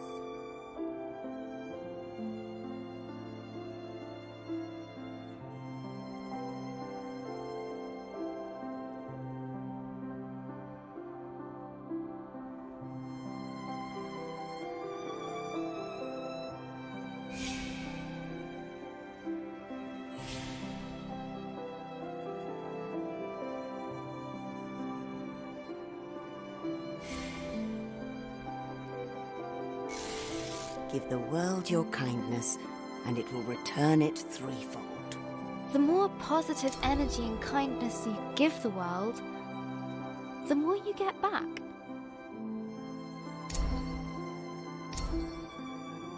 When Mr. Parry's lawn got too high, Gran cut it for him.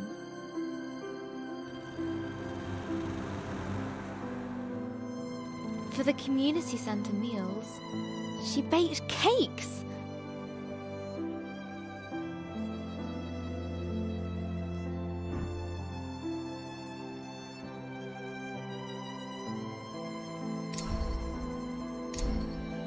She even does the unthinkable. She changed Ben's smelly nappies. We could do with kindness right now.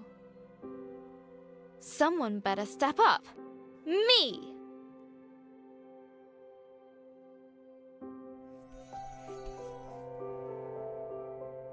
Starting with bringing world peace? Cooking for the elderly? Cutting Mr. Parry's lawn? Tidying my room?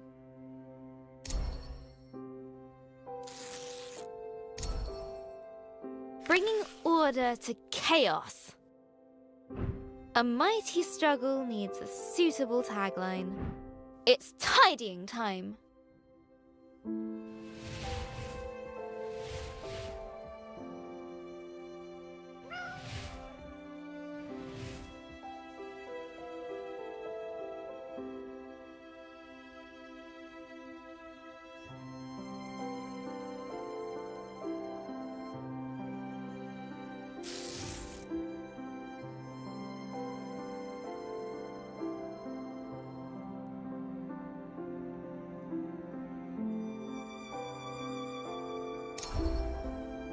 And then I did the washing up from breakfast.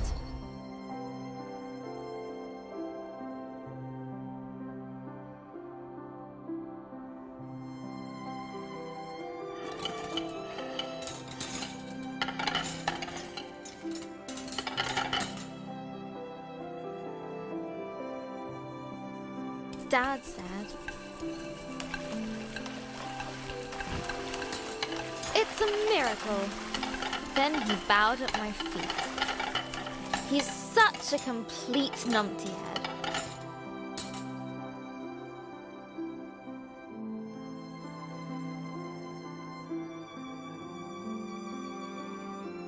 But it made Mum laugh. And when we got to the hospital later, Gran was sitting in a chair and looking out the window. She was smiling. So all the things I've been doing have been working. I just have to do more. There was kale for tea, which is a kind of vegetable torture, but I told myself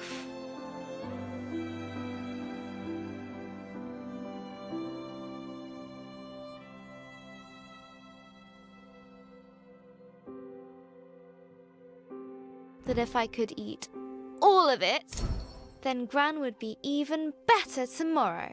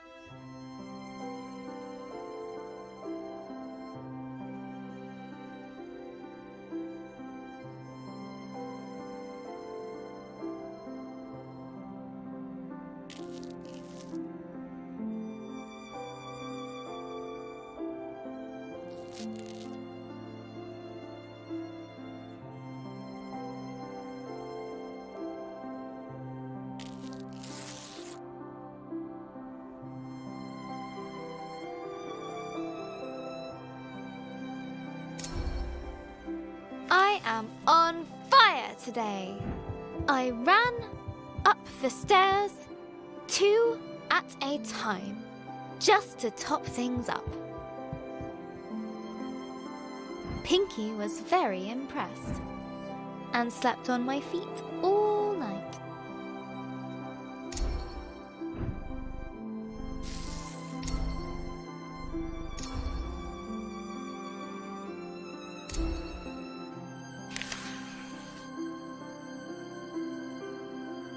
Hello again, journal.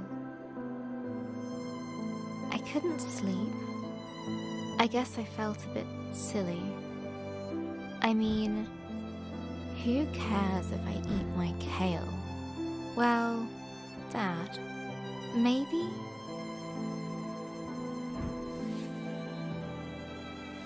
But does any of this really make a difference? It's just, if there's a sliver of a chance it actually does, I want to believe in it.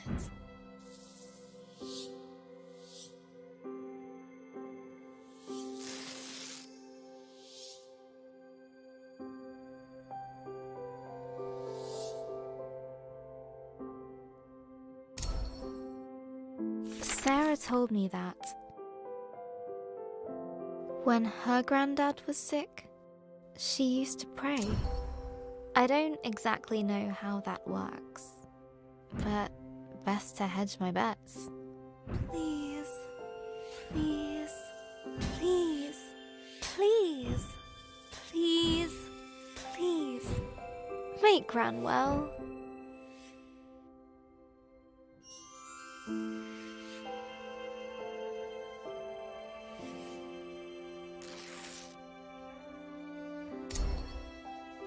Sarah's family are pretty religious. Not like Mum and Dad. I don't know that much about religion, actually. I like the stories. Especially the one about the Ark, and rescuing all the animals.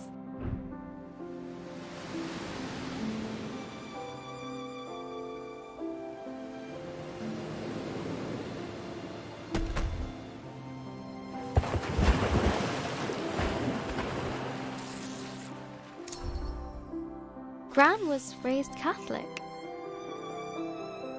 But I never really heard her talk about God. Apart from...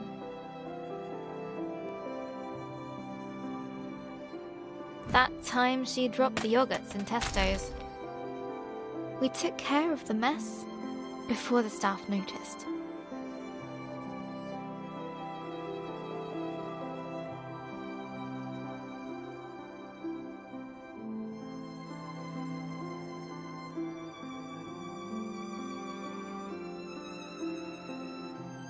Gran even offered to pay for them.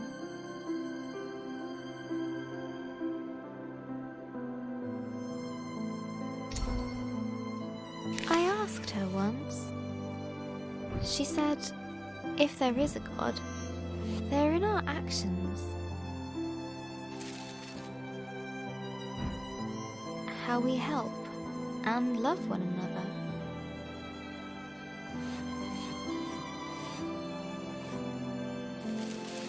Seems right to me. So what should I do?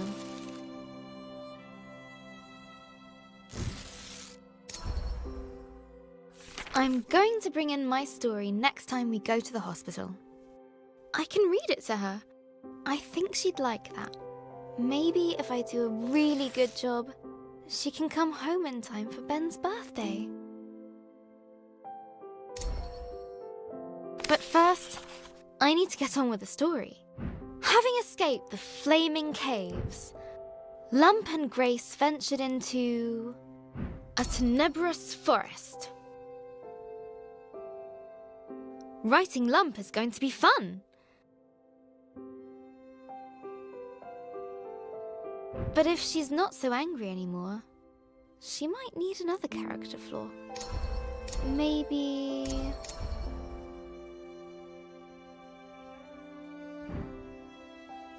uncontrollable cravings for...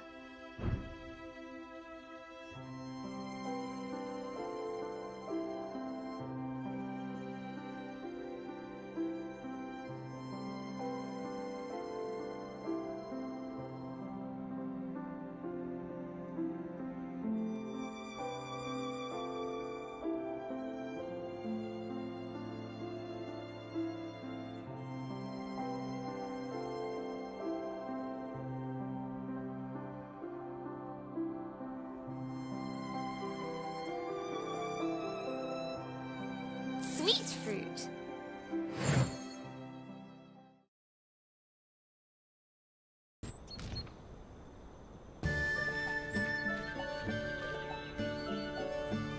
Gentle sunlight streamed across their faces. Sun! I missed you. Oh, Skyfire is warm. Like Lump.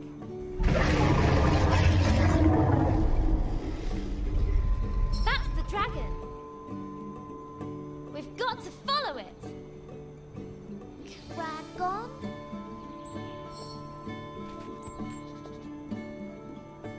We need to follow it. Let's go, Lump. Lump no likes follow anything that goes. "Rah!"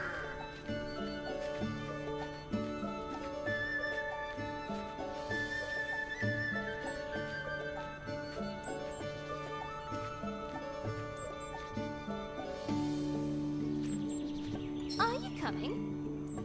Claw things. They're spooky. They're just trees, Lump.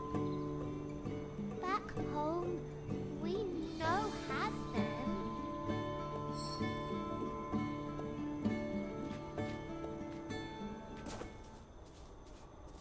Grey forest, dark, foreboding. Grace didn't care. Home. You miss it? Yes, that's why I'm doing this. You miss home, but you leave it. You choose.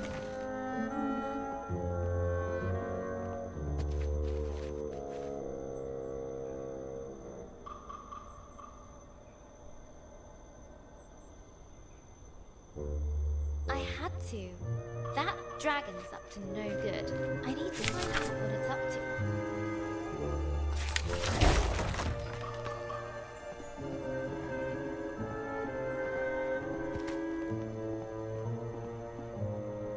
What is Drago?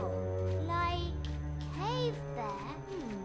Well, I guess it's like a lizard.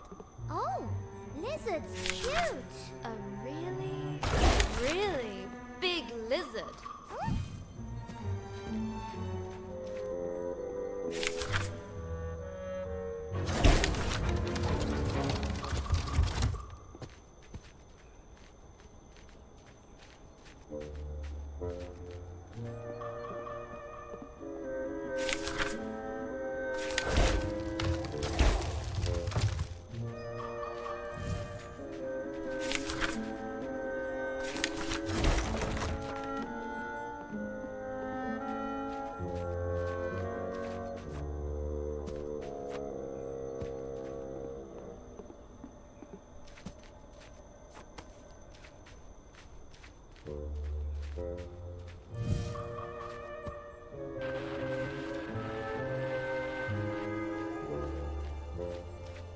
Ooh, big stone.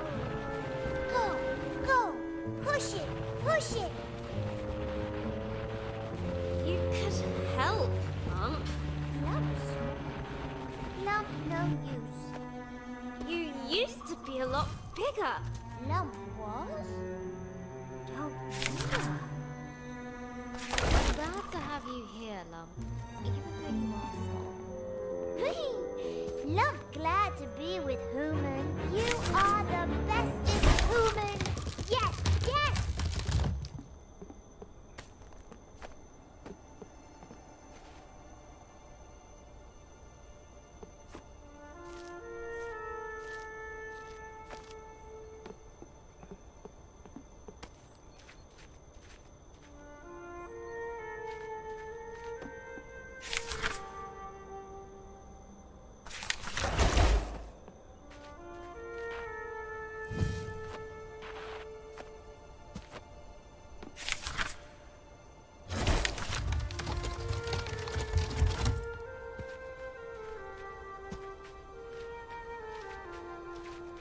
Grace couldn't help but smile at Lump's silliness.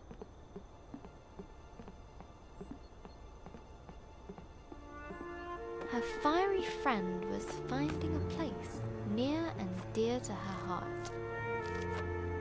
Suddenly, a strange, sweet scent filled the air. Lump noses that smell. What is it, Lump? Looks like some kind of fruit. A fruit? Yum, yum. Lump love fruit. That's nice. Like honey from back home. Wait. I can't let myself be distracted. We need to go. Now! But the fruit. Okay.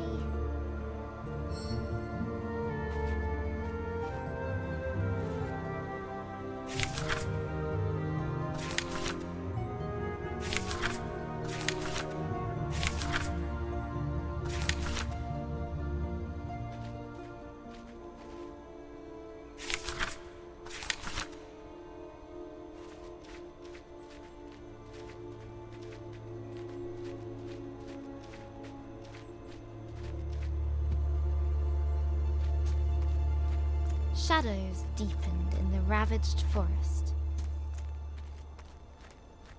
We're getting closer. Do we want to be closer? Look, Lump. Dragonfire. It's here. Yes, yes. Dragon here. This cave. Lump's the cave.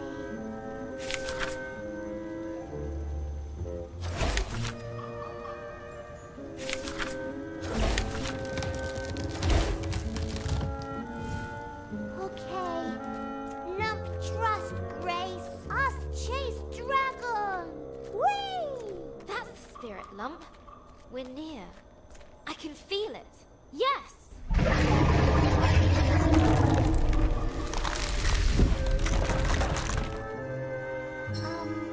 Grace? Woman no fly, like Lump, yes? A deep rift yawned before them. No! No! No! No!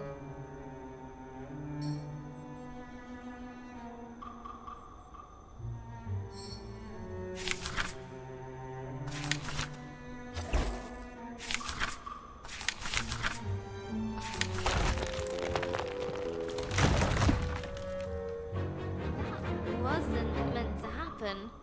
But the fruit had an irresistible draw on Little Lump. No, Lump! Stay here! I need you! Lump's still here. Just busy.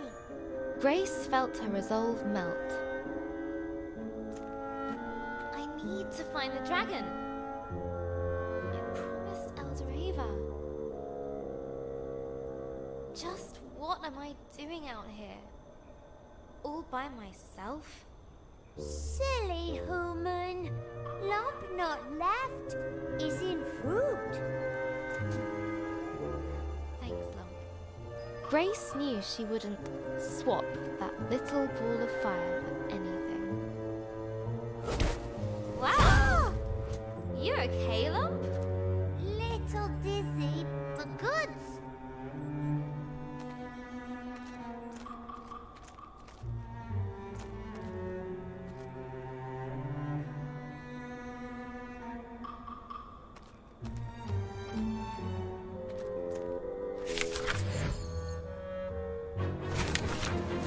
What a rush!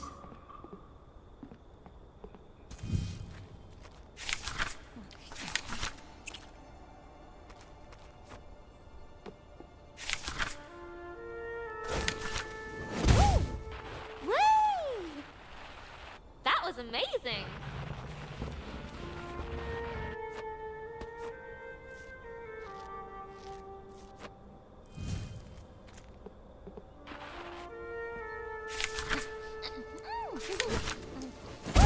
We're great team.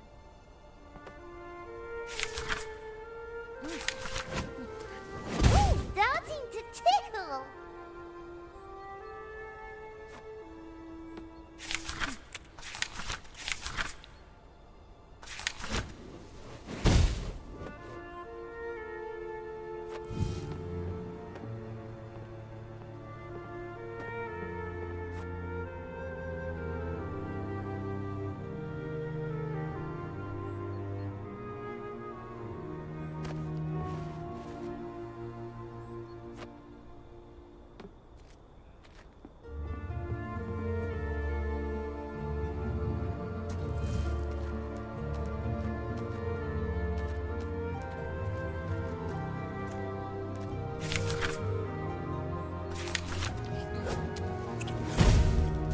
My head's spinning.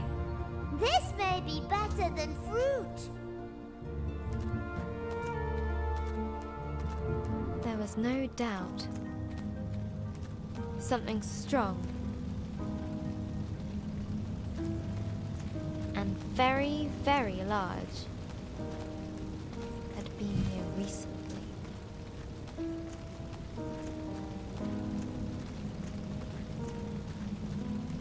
There it is!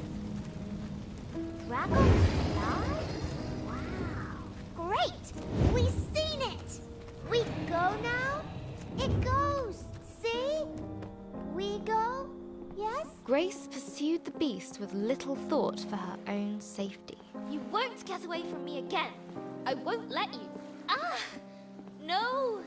Come back! Come back here!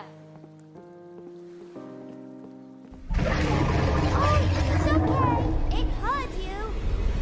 What? Far above, the dragon circled and dove, falling fast. Run!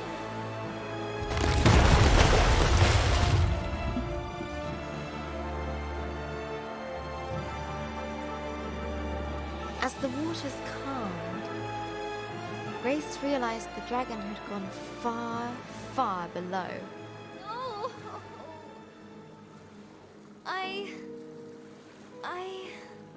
Her hope was shattered. I can't. It's okay, human. We find dragon again. Have another go, right? It's okay. Lump help. But how? Most of the pieces are gone. I can't even fix it. Look! You get on this, okay?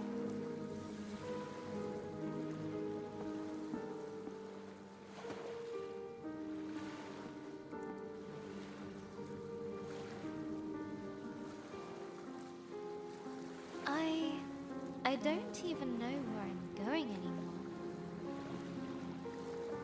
What am I doing? I'm such an idiot. What did I think I was going to do if I caught it? You tried though, human. That's important. Look! One of them's little glowy things you likes.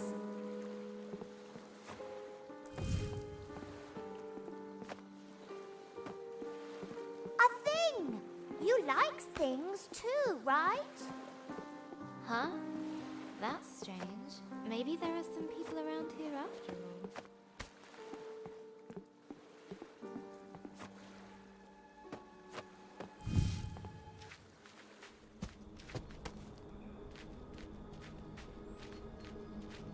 Look! Stuff! All broken. Forgotten. Much sad. Maybe dragon? Clumsy, clumsy.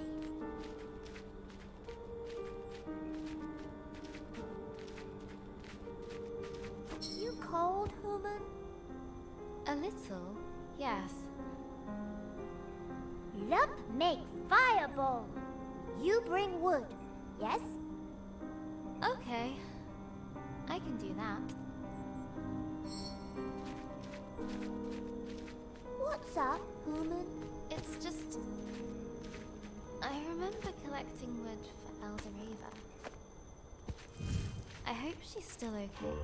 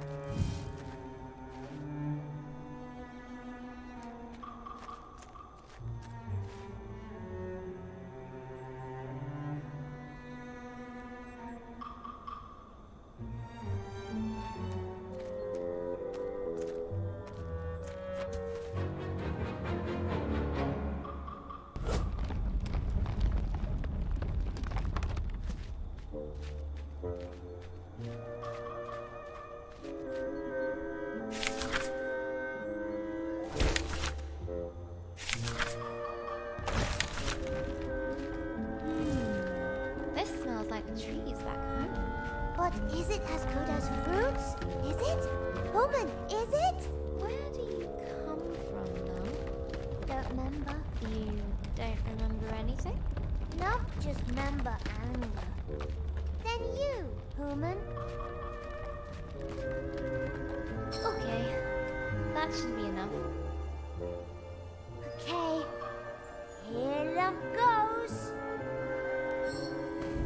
Ancient energy stirred, reaching into the place beyond.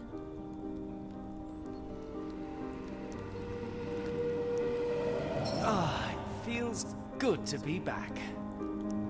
Already? It's only been a few millennia. Is it not wonderful to see light again? To feel sun?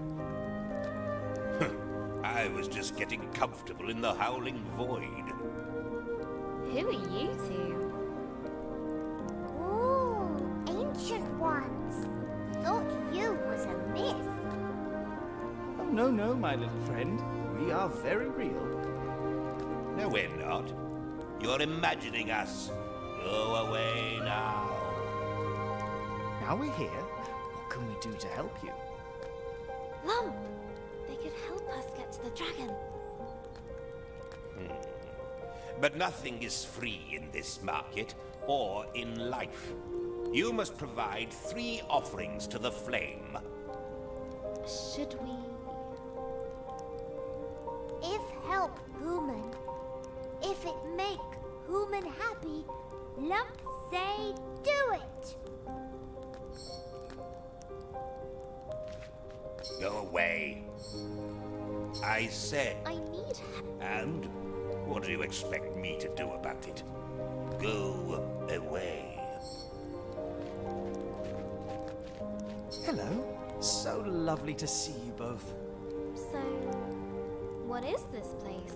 Market of the lost and the forgotten. Things end up here that have been cast aside or are no longer used. After a time, so were we. No one came here. No one sought it. I thought we would forget ourselves, but you brought us back. You said you could help. Yes. But to give, we must also receive. I don't have money. Then give a kindness.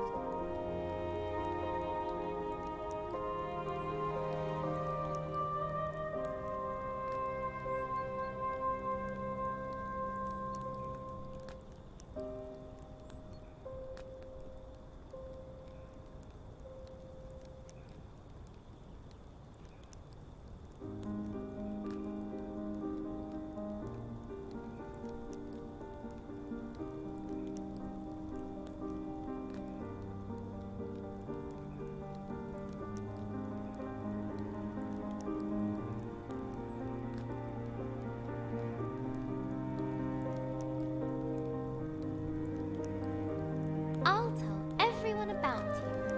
No one will ever forget you again. How kind of you to say. Now I will return the favor. To get your wish, you must submit an offering of hope to the flames. Something dear to your heart. Elder Eva gave me this. The pendant gleamed with hopeful memories. I don't know if I should. It was the last thing that she gave me. A wise person once said that no one ever got anything just by wanting it. Okay. You're right.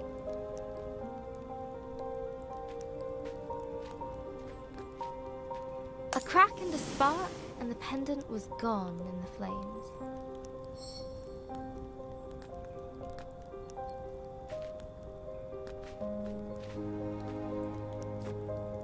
This is a market, right? You have to help me if I give you something. Look, my help. It's not the kind you need. It isn't?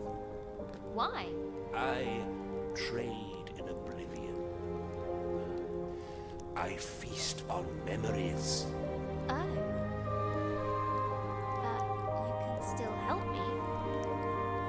I have to find out why a dragon attacked my village. Well, Don't come complaining to me when there's a big dark hole in your head. What memory are you prepared to consign to the flames?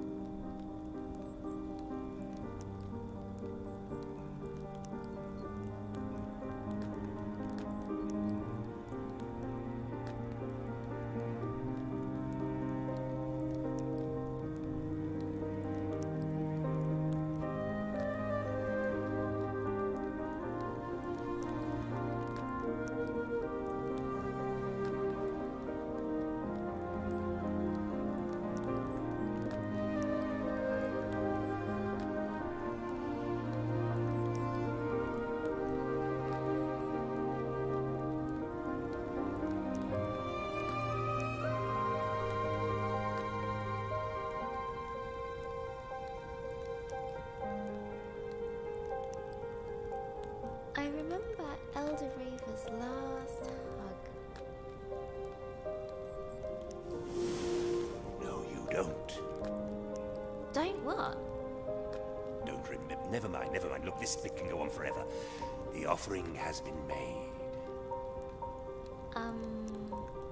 Thank you, I guess? 2 offerings down. 1 to go, and they'll help me follow the dragon under the lake. Ooh. What next? I don't know. Do you think they'd take another memory? The last offering must keep our fire burning. A gesture of hope, of friendship. But it cannot be given by you. And we've already given you something, so we're out. What about Lump? You have something to give? Sure. I got Lump. You would give yourself to help your friend. Of course. Lump? You don't have to do this. There must be another way. This is important to Human. You freed Lump. You gave Lump memories. Lump want to give you something too.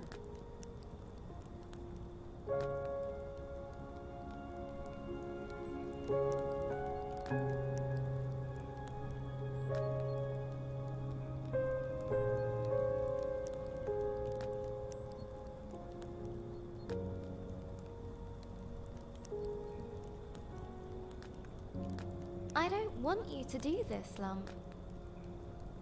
I know, but Lump decide this. It is important. You made promise to find Dragon. Lump helps.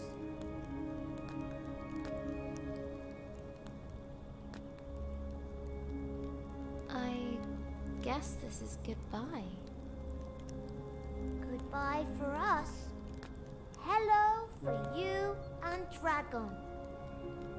As little Lump jumped into the fire, the flames began to burn, larger and brighter.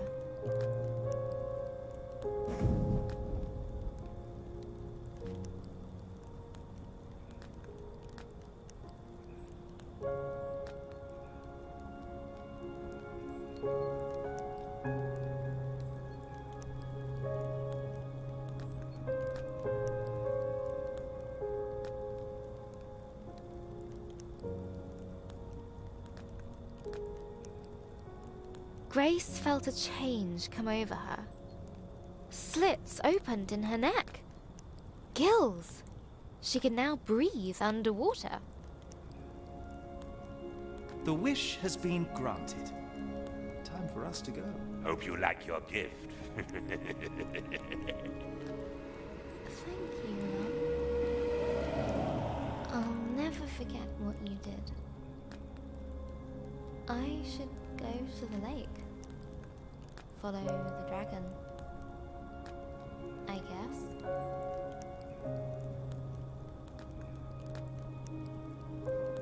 The loss of Lump weighed heavily upon her. Where once there was light, was now darkness. Where there was noise, only cold silence remained. But she could not let Lump's sacrifice be in vain. She needed to get to the lake and use her newfound powers to pursue the dragon. The lake looked murky, but she had to brave its depths.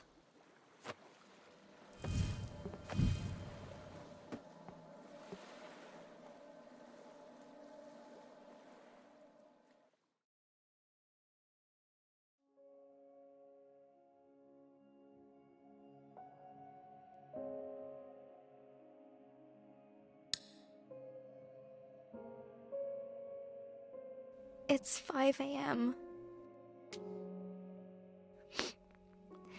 Gran died in the night.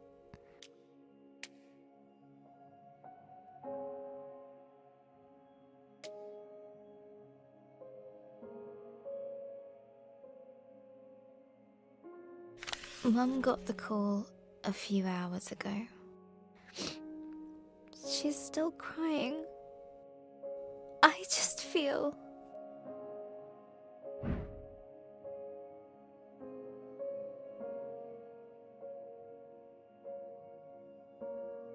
numb.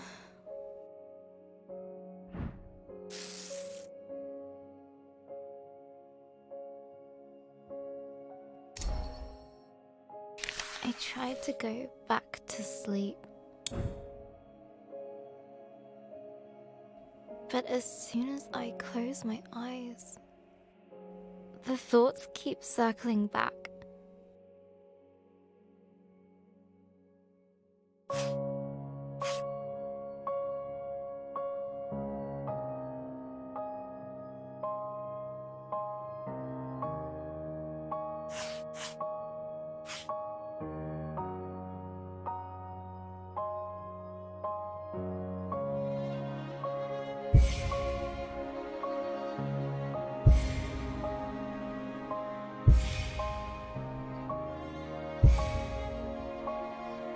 We should have been there. We drove to the hospital first thing in the morning.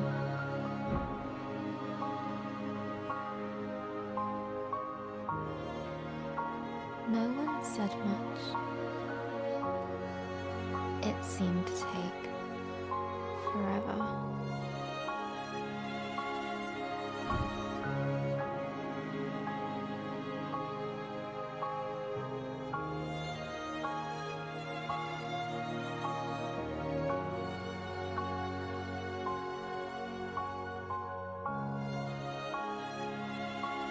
I've never seen a dead body before.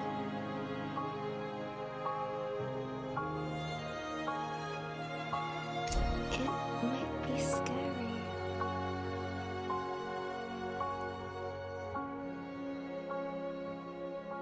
But it's just Gran. Right?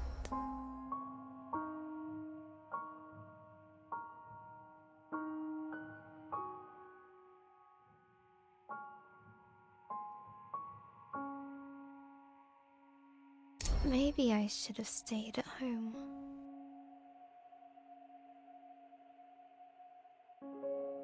When we finally arrived, I wasn't so sure about being there at all.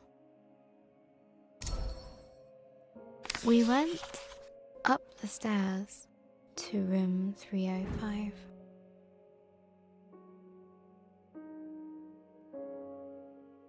Gran's room.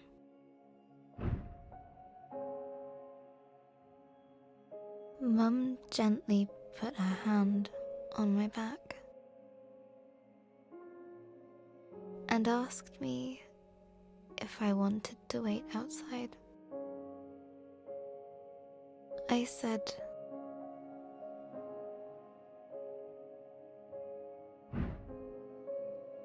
yes.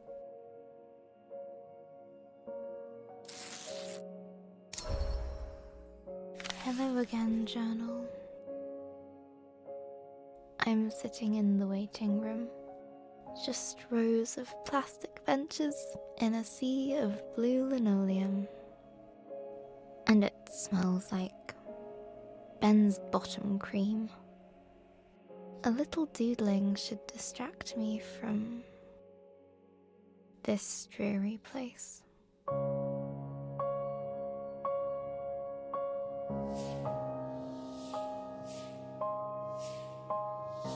Dad's calling me.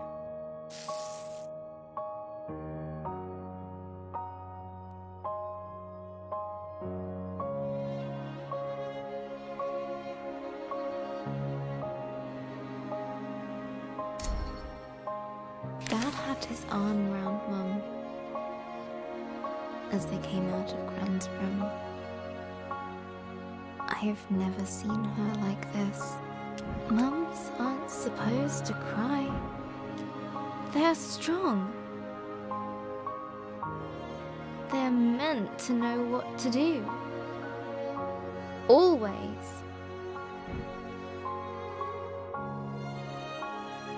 I guess losing your own mum makes you feel like a kid again. The drive home was a quiet one again. It's silly that I keep thinking back to Gran's favourite vase, the one Grandad gave her. I was running in the house, even though Gran had told me not to.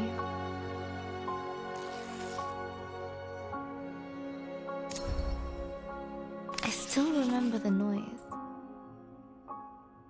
of the vase smashing into little pieces. Gran was there in an instant. I waited for her to shout. She didn't. She just looked sad. And somehow, that was worse.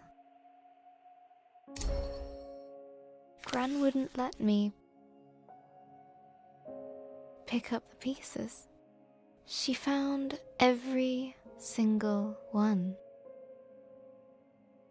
and carried them into the kitchen.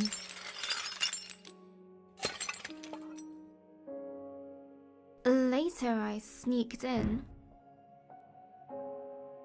with a tube of glue in hand.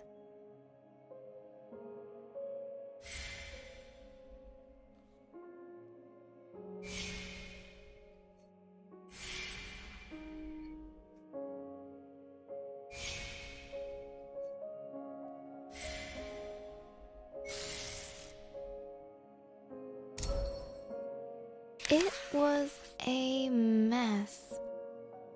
I got glue everywhere. But Gran smiled when she saw the vase. She put it in the cupboard. Later I found it again.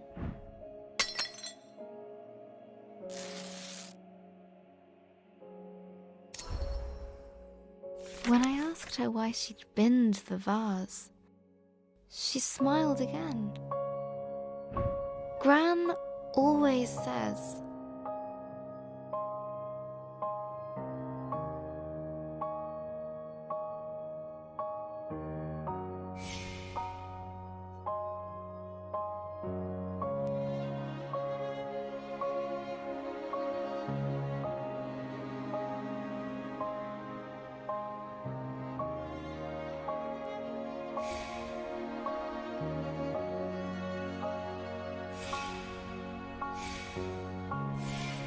We can't hold on to things forever. Let them live in your memories. she said she preferred to keep the vase like she remembered it. Maybe I hurt Gran's heart, weakened it. That can happen, can't it? Maybe this is all my fault. I should have listened to her.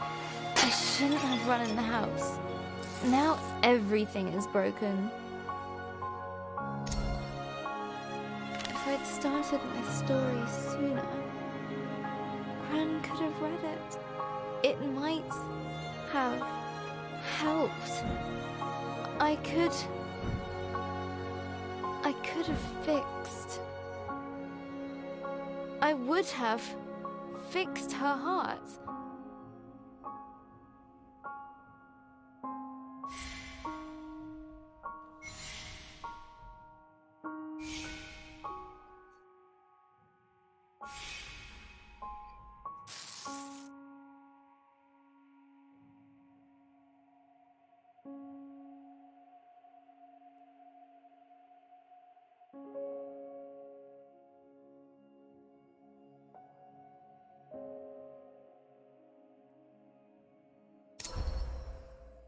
Really? I don't even know how to fix my story. It's a mess. I left Grace to sink into cold, dark waters. She's completely alone. She left behind Lump, her only friend. Okay, focus, Izzy. How can I continue the story? How would she feel about this situation? Grace felt...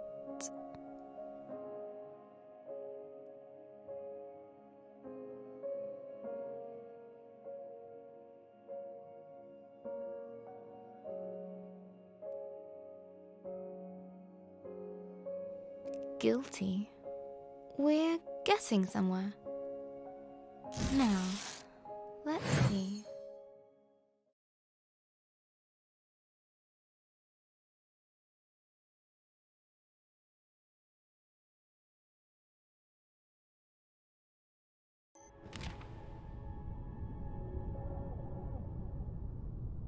The merchants had been true to their offer.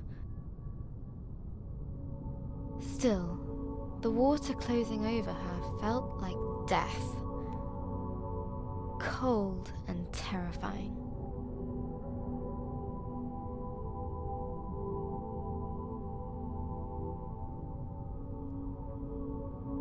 I can breathe! This feels so strange. Wish Lump could have been here. Ugh! I shouldn't have let her do that. But there was no time to dwell on her lost friend. Grace had a dragon to find. Which way did it go?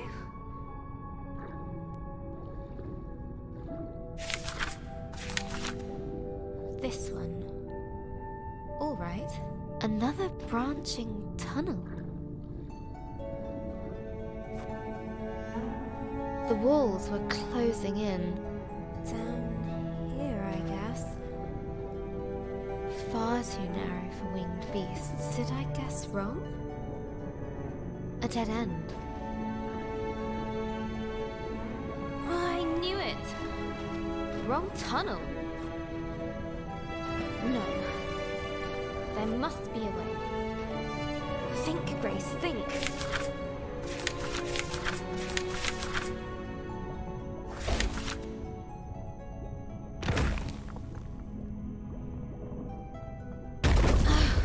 How do I get up there?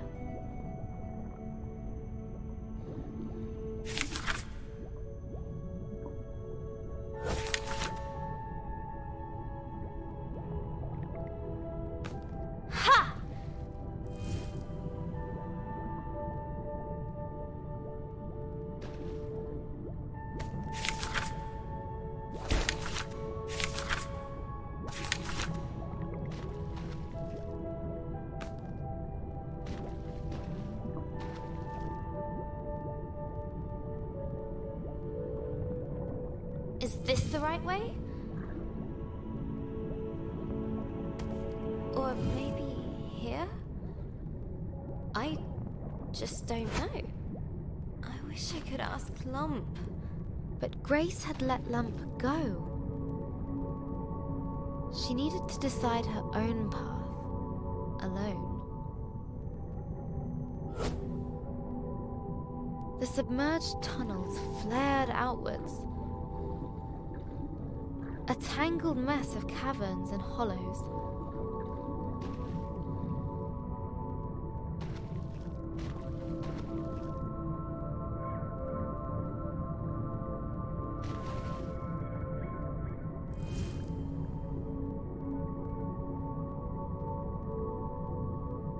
twisting and turning.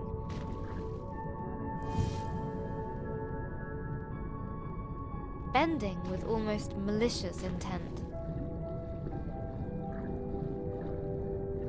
I need to get out of here.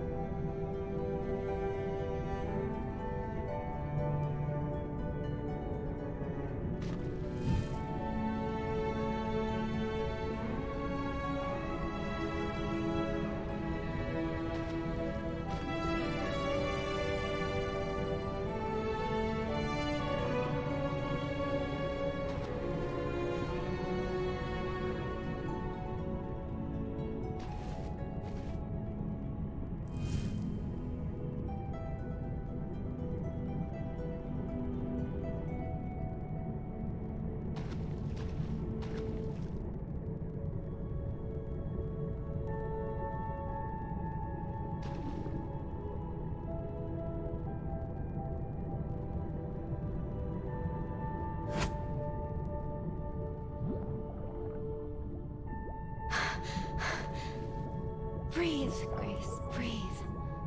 I've got to find the dragon. Learn why all of this happened.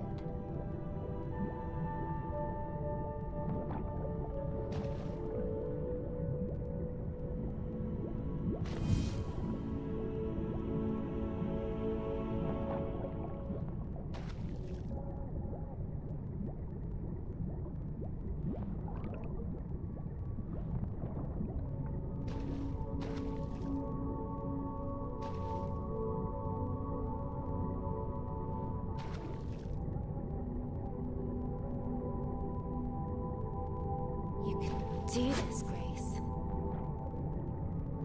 No! Gah!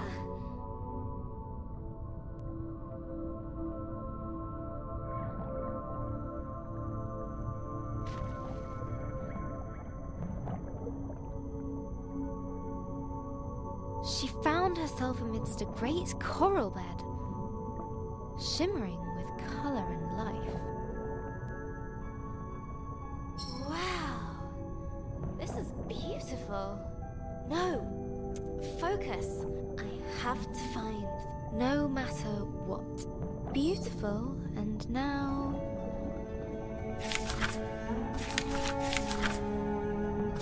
broken. It grows back, right?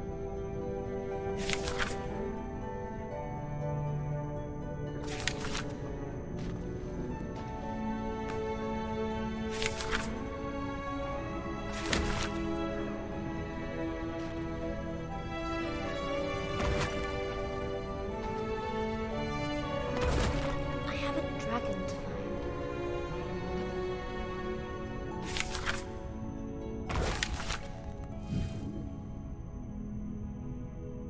I have to focus on that. No matter what. She spoke those words.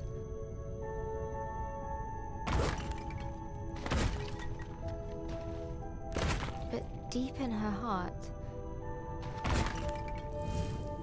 a seed of chilling doubt took root.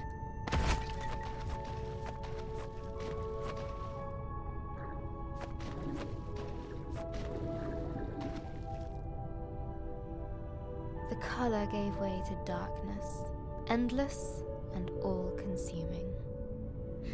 It's cold here, robbed of sight. The pressure of the deep water on her chest. Her thoughts had only one way to go, inwards. What am I doing? I let Lump sacrifice herself for me. And for what? I don't even know where the dragon is, or where I am. I'm falling. I'm failing. Eldoreva. The village. Lump. All of them. Huh? What?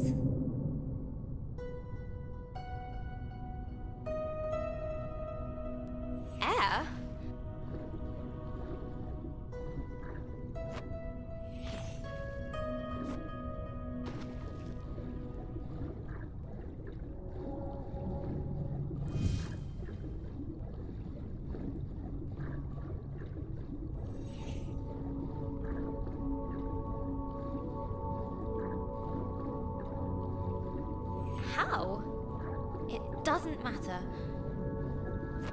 I need to find the dragon, no matter what.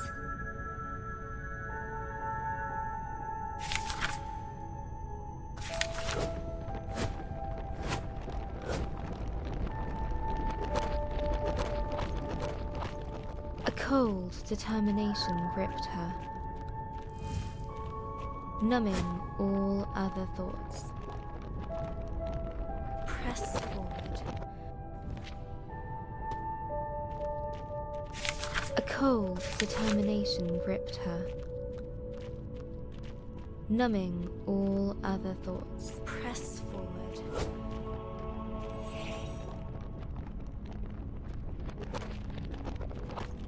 Get to the dragon.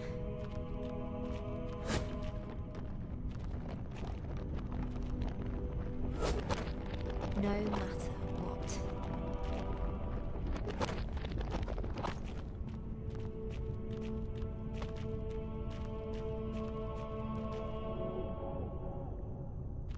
There was just the way forward, barred by an indestructible metal door.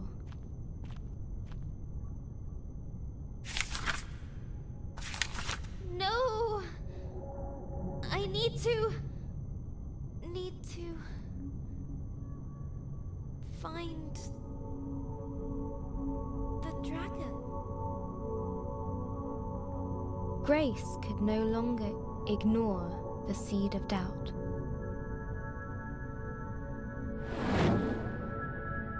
It seeped into her heart, as cold as the water she'd come from.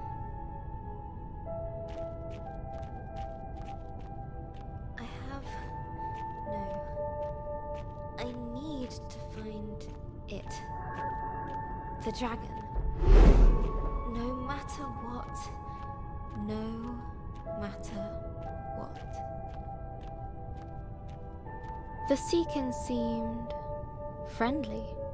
Hey, have you seen the dragon? Wait.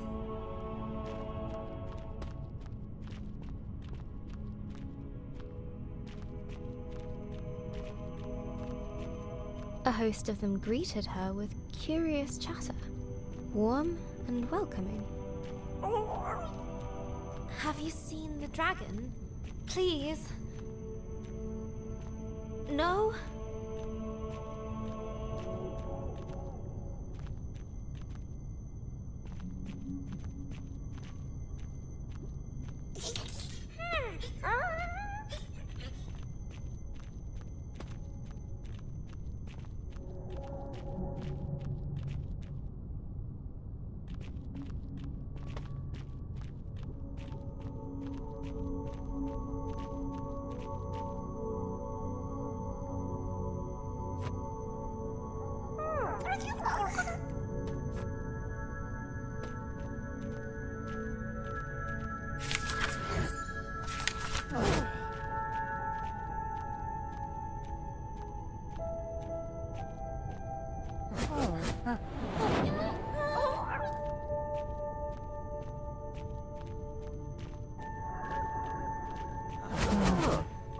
But Grace had no time for this.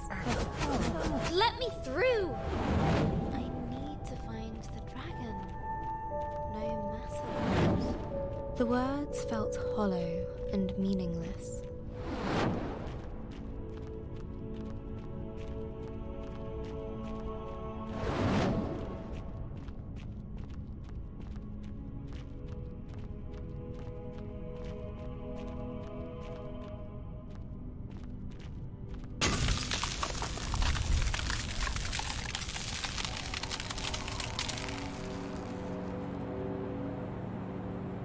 Freezing cold blanketed Grace.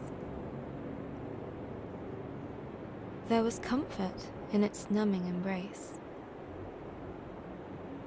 She wished she could stay.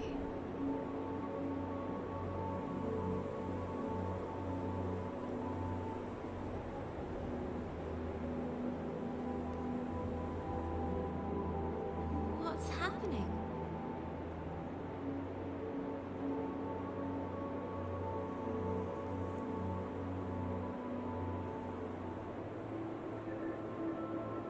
Did I do this? She did this. Is this my fault? It was her fault. They're home.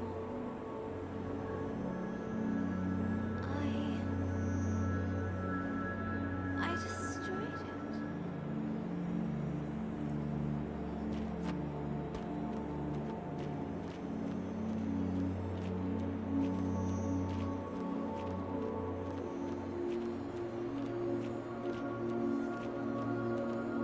A seakin, encased in ice.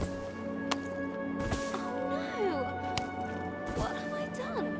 I'm so sorry. Please forgive me. I never wanted this.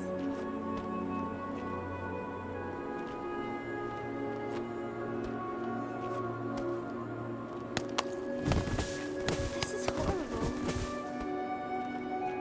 I didn't know. I should never have come. What would Elder Ava think of me? I'm so selfish.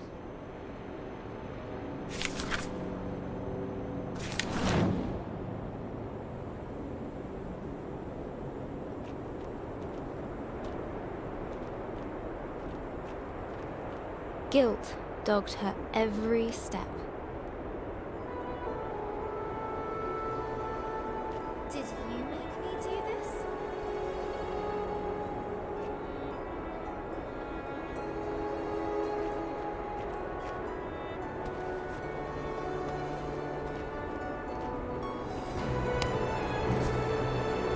It would not rest. It would not leave her. It would not cease. Leave me alone!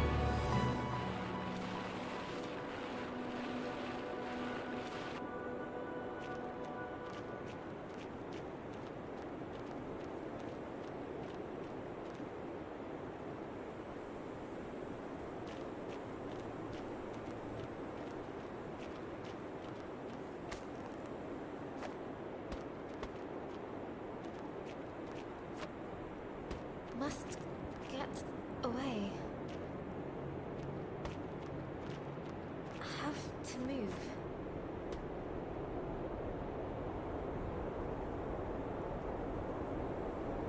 Need to escape.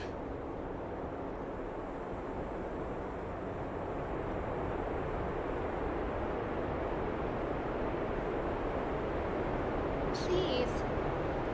I didn't know. I didn't know.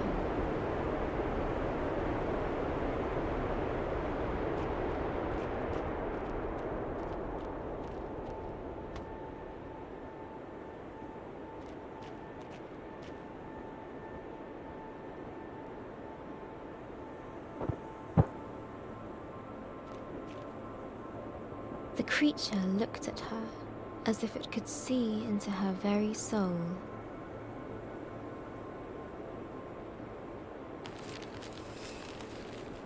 Under its stare, her fears crystallized like ice. She knew that she would...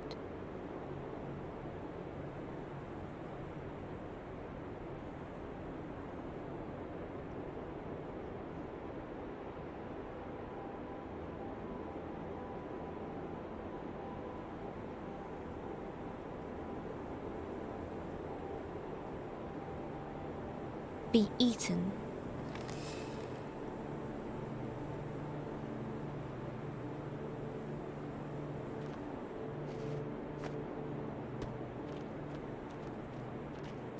You'll consume me until there's nothing left. I can't let that happen. Would Grace embrace her guilt or run from it?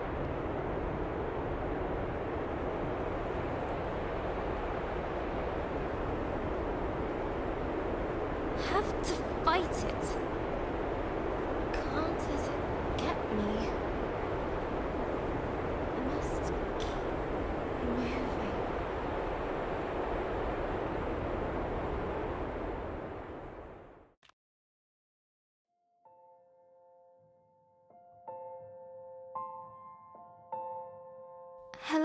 Journal?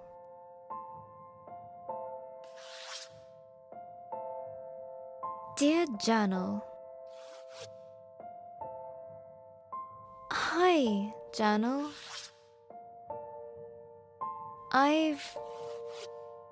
Today...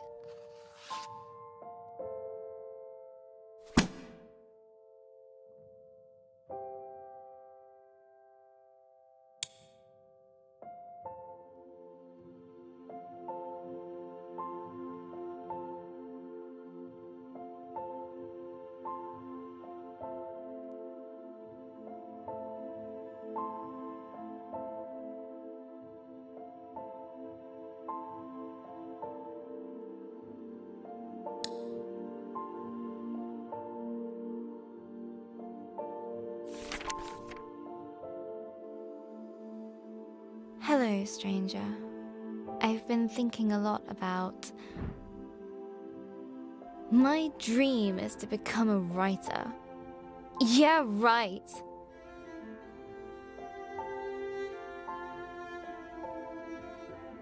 A writer who can't even write. Okay. Find something simple to start with. What did I do today? Today I got up.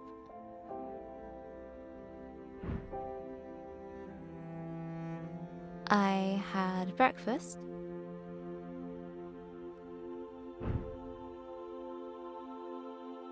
I tried watching the telly.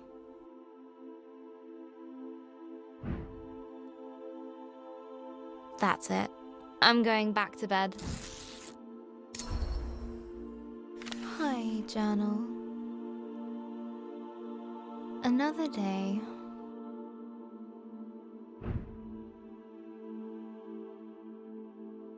Each time I wake up, for the tiniest of moments,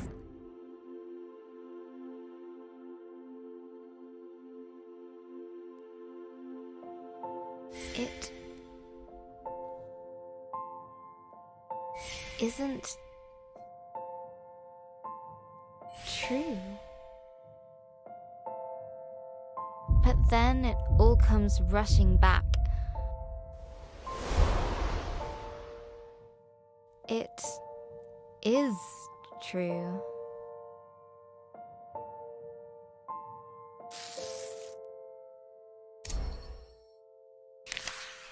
Looking around my room, everything reminds me of Gran. Her puzzle box gift from last year, the magic tank we made during the holiday, our yogurt pot robot, these paints Gran gave me, this pen.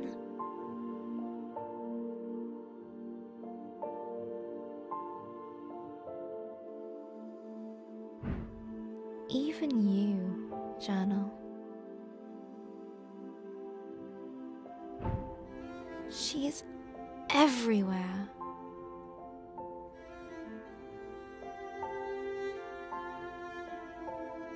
And all of it feels broken.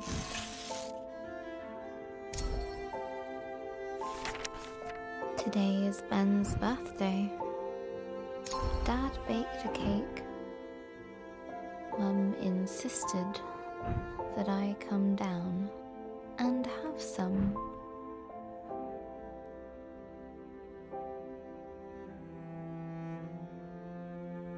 It tasted like nothing. Everything does. Mum said we need to send out invitations to the funeral. How can she think about that? She's ready to shove Gran into a box like a pet goldfish.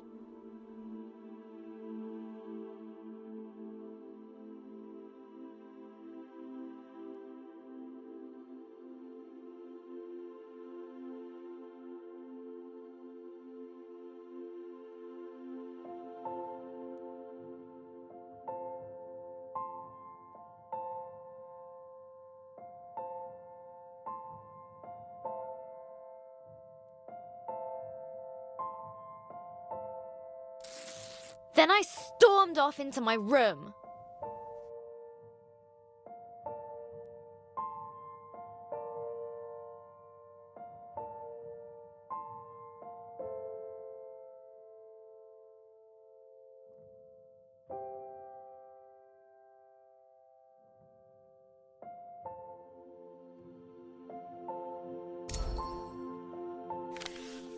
Later, Dad came up for some well-meant dad talk.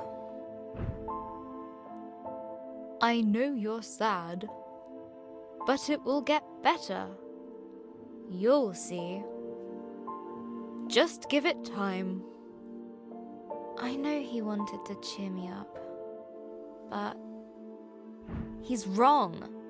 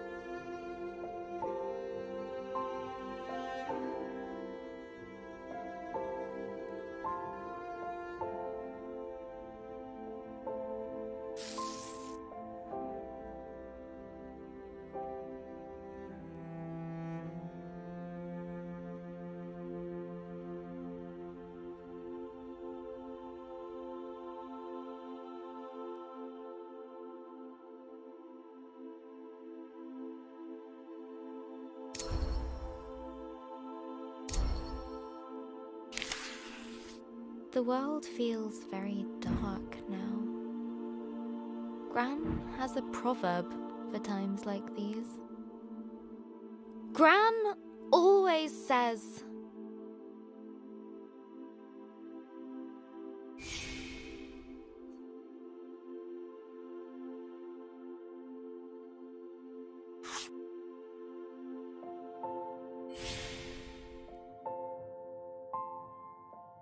It's always darkest before the dawn. no, that's not right. That's what she would have said.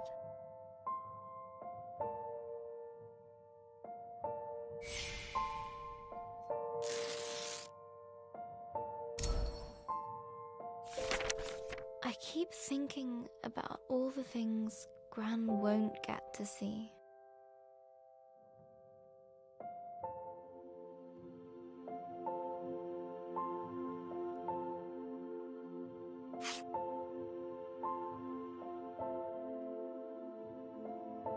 When I go to university, she won't be there.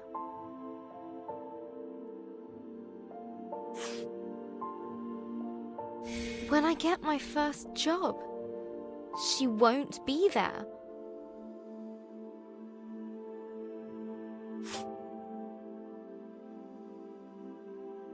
If I get married, she won't be there.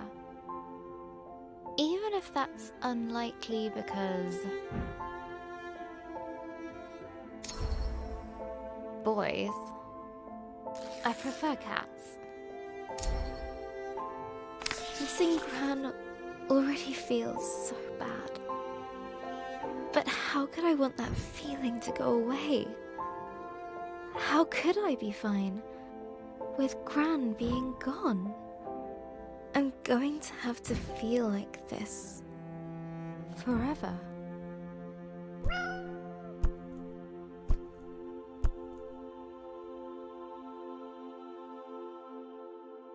Thanks, Pinky.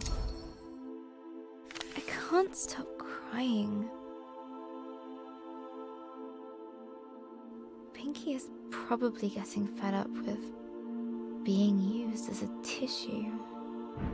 But she never leaves my side.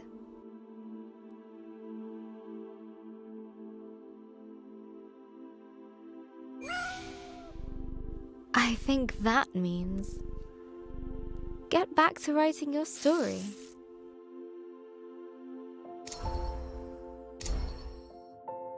Pinky's got a point. I should at least try to write. I can't leave Grace like that. She's as lost as I am.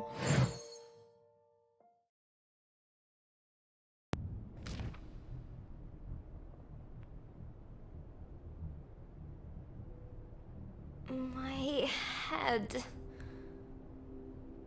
Where am I? A grey void surrounded her, swallowing sound and hope.